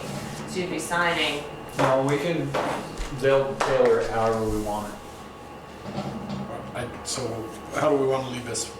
Have Let Eric the- and Peter and the committee get together, Get the get final Valerie's details. assistant for language, and what's this gonna, is it a lease, is it a loan for a year? Can we pay it off in a year Can we without pay it any off with no penalty? penalty? And does the interest start after 2020, August? Okay. You got some direction there? I can find all that out in the morning. Okay. Alrighty. You want this, Eric? No, just keep it with you and I'll get it. Rooted in Vermont requests to use the Upper Meehan and Meehan roads for a return to gravel multi-town bicycle event, August 4th, 8:30 a.m. to 6 p.m., beginning in Richmond. What's your pleasure? Why not? Yeah. Use the road? I just hope they know what the roads are like when they're not bringing road bikes on them. Well, it's a dirt road or drive. Yeah, that's why they Return want to gravel. That's what they, yeah, so, That's the whole somebody want to make that purpose. motion, let them, Yep. I make the motion that we allow them to use Upper Meehan and Meehan roads for the return to gravel multi-town bicycle event. Ed, is there a second? Second. There's a second. Any discussion? Hearing none, all those in favor, please say aye. You got discussion, did you? I just wanted to bring up a couple points, that's all. Okay, Tony, I haven't asked for no yet. Okay, Said- the only 2 points I want to bring up is make sure that any signs that they put out or trash or whatever, that they make sure that they pick back up. That's what they say they're supposed to. That's what they say they're gonna do. And then make sure that they abide to all traffic rules. That's what that also And that's says. what it says, so I just I want want to see how many clarify come that. down Upper Meehan Road and take that And corner stop on at Meehan that stop Road sign. and wipe out. Yeah. Do we need to have them have insurance like Grand Fonda? They do have it. They do have it, okay. What was the second thing you said? Just make sure that they abide to all state rules for the road, whatever it's called. Heck, the cars don't even stop at that intersection. Okay. Yeah, We you're got, absolutely right. hold in favor, I'd ask that. Opposed? The ayes have it. Now, they can use the road. Reappointment of Naomi Drummond, ACTR Board. Good. Naomi's a good representative, I think that's a good So call. moved. Second. Motion is second to appoint See you, Bruce. Naomi, reappoint her. Thanks, Eric. All those in favor? Here. Aye. Opposed? Okay. Who moved in second? Michelle I and did. Peter. Thank you. Approval of June 24th, I have some 2009. changes, nothing major. Thank you. So they were emailed out this afternoon. Table. Yeah. Okay. I think the name was spelled wrong. All those, Oh, I didn't so I catch make that. the motion to accept those with Move we Michelle's. accept them with the minor changes that were submitted. Is there a second? Second. Okay, motion and a second. Discussion. Hearing none, all those in favor, please say aye. Aye. Opposed? Okay, accounts payable, warrants, and any liquor licenses. I didn't see any, you guys didn't show me any of the slides, so. 62,437.52 cents. You got that, Tasha? I just have one question on I looked at the bills and I asked Cy about it today. Jennifer, the one for EJP was all the stuff for Mount Abe, so you'll be billing them for that. And I saw the labor, the excavating, the digging bill. Was that just our half? Yeah, it wasn't how I wanted it to show, but that's what I got sent, so that was our half. I was hoping he was gonna send me a total and then discount what was billed to Mount Abe so that we could see the total bill. but- Make sure that we were only billed for half. Yeah, right. Okay. All righty. We didn't have any liquor license, so. Select board concerns, Peter? I'm good. Michelle? I'm good. Peter? Good. Ted? The tree on Garfield Street is gonna go over on its own if somebody doesn't get there and cut it down. Okay. Anything else? No? Cy and Jill talked with me, they came over and looked at those doors the other day, I had 3-foot doors and they needed 30-inch doors down there. I went down with Cy today, this afternoon, to see me, and looked at them. We're probably going to need, the double doors, the pump house, the steel doors, the frame in the bottom is all rotted away. And I'd work with him, try to get some pricing on the new frame and doors, so I didn't know what the budget was for and the maintenance for the Still in there. It's still in there, so it's just first of the year, so or July 1, so. Right, but we kept it the same with the idea that new doors would need to be purchased. Okay. And then I was asked by our former road foreman, the solar speed sign, it's still, is it in the town barn or in your possession? I know you have had some discussion on, are we gonna put it on North Street, or are we gonna put it on East Street? It's going on North Street. It is going on East Street. It's on Eric's list to dig and pour where we need to for a foundation for it. Okay, all right, and that's all I had? We're only pulling in one or two directions. Yeah. So, you're up, Valerie. Just want to draw attention to the correspondence regarding, just following up on the recent dog nuisance issues, and I did speak with. He's in this lockup now? Sorry, the dog is in the lockup now. Still, yeah. Yes. Okay. So I did have a chance to speak with Nancy Purley, she's back, and I included a copy of the letter I sent to her. I haven't heard anything since, so hopefully that works out. And Bo is back in town, so we're trying to resolve that. That Travis Manning's dog. No, Vicky and, well, it was The Vicky West. and Mark West, but last year they said that the dog was rehomed to Moncton. And the select board's final order was that if the dog was in Bristol again, it would be Remanded to seized home. and taken to homeward bound to be rehomed.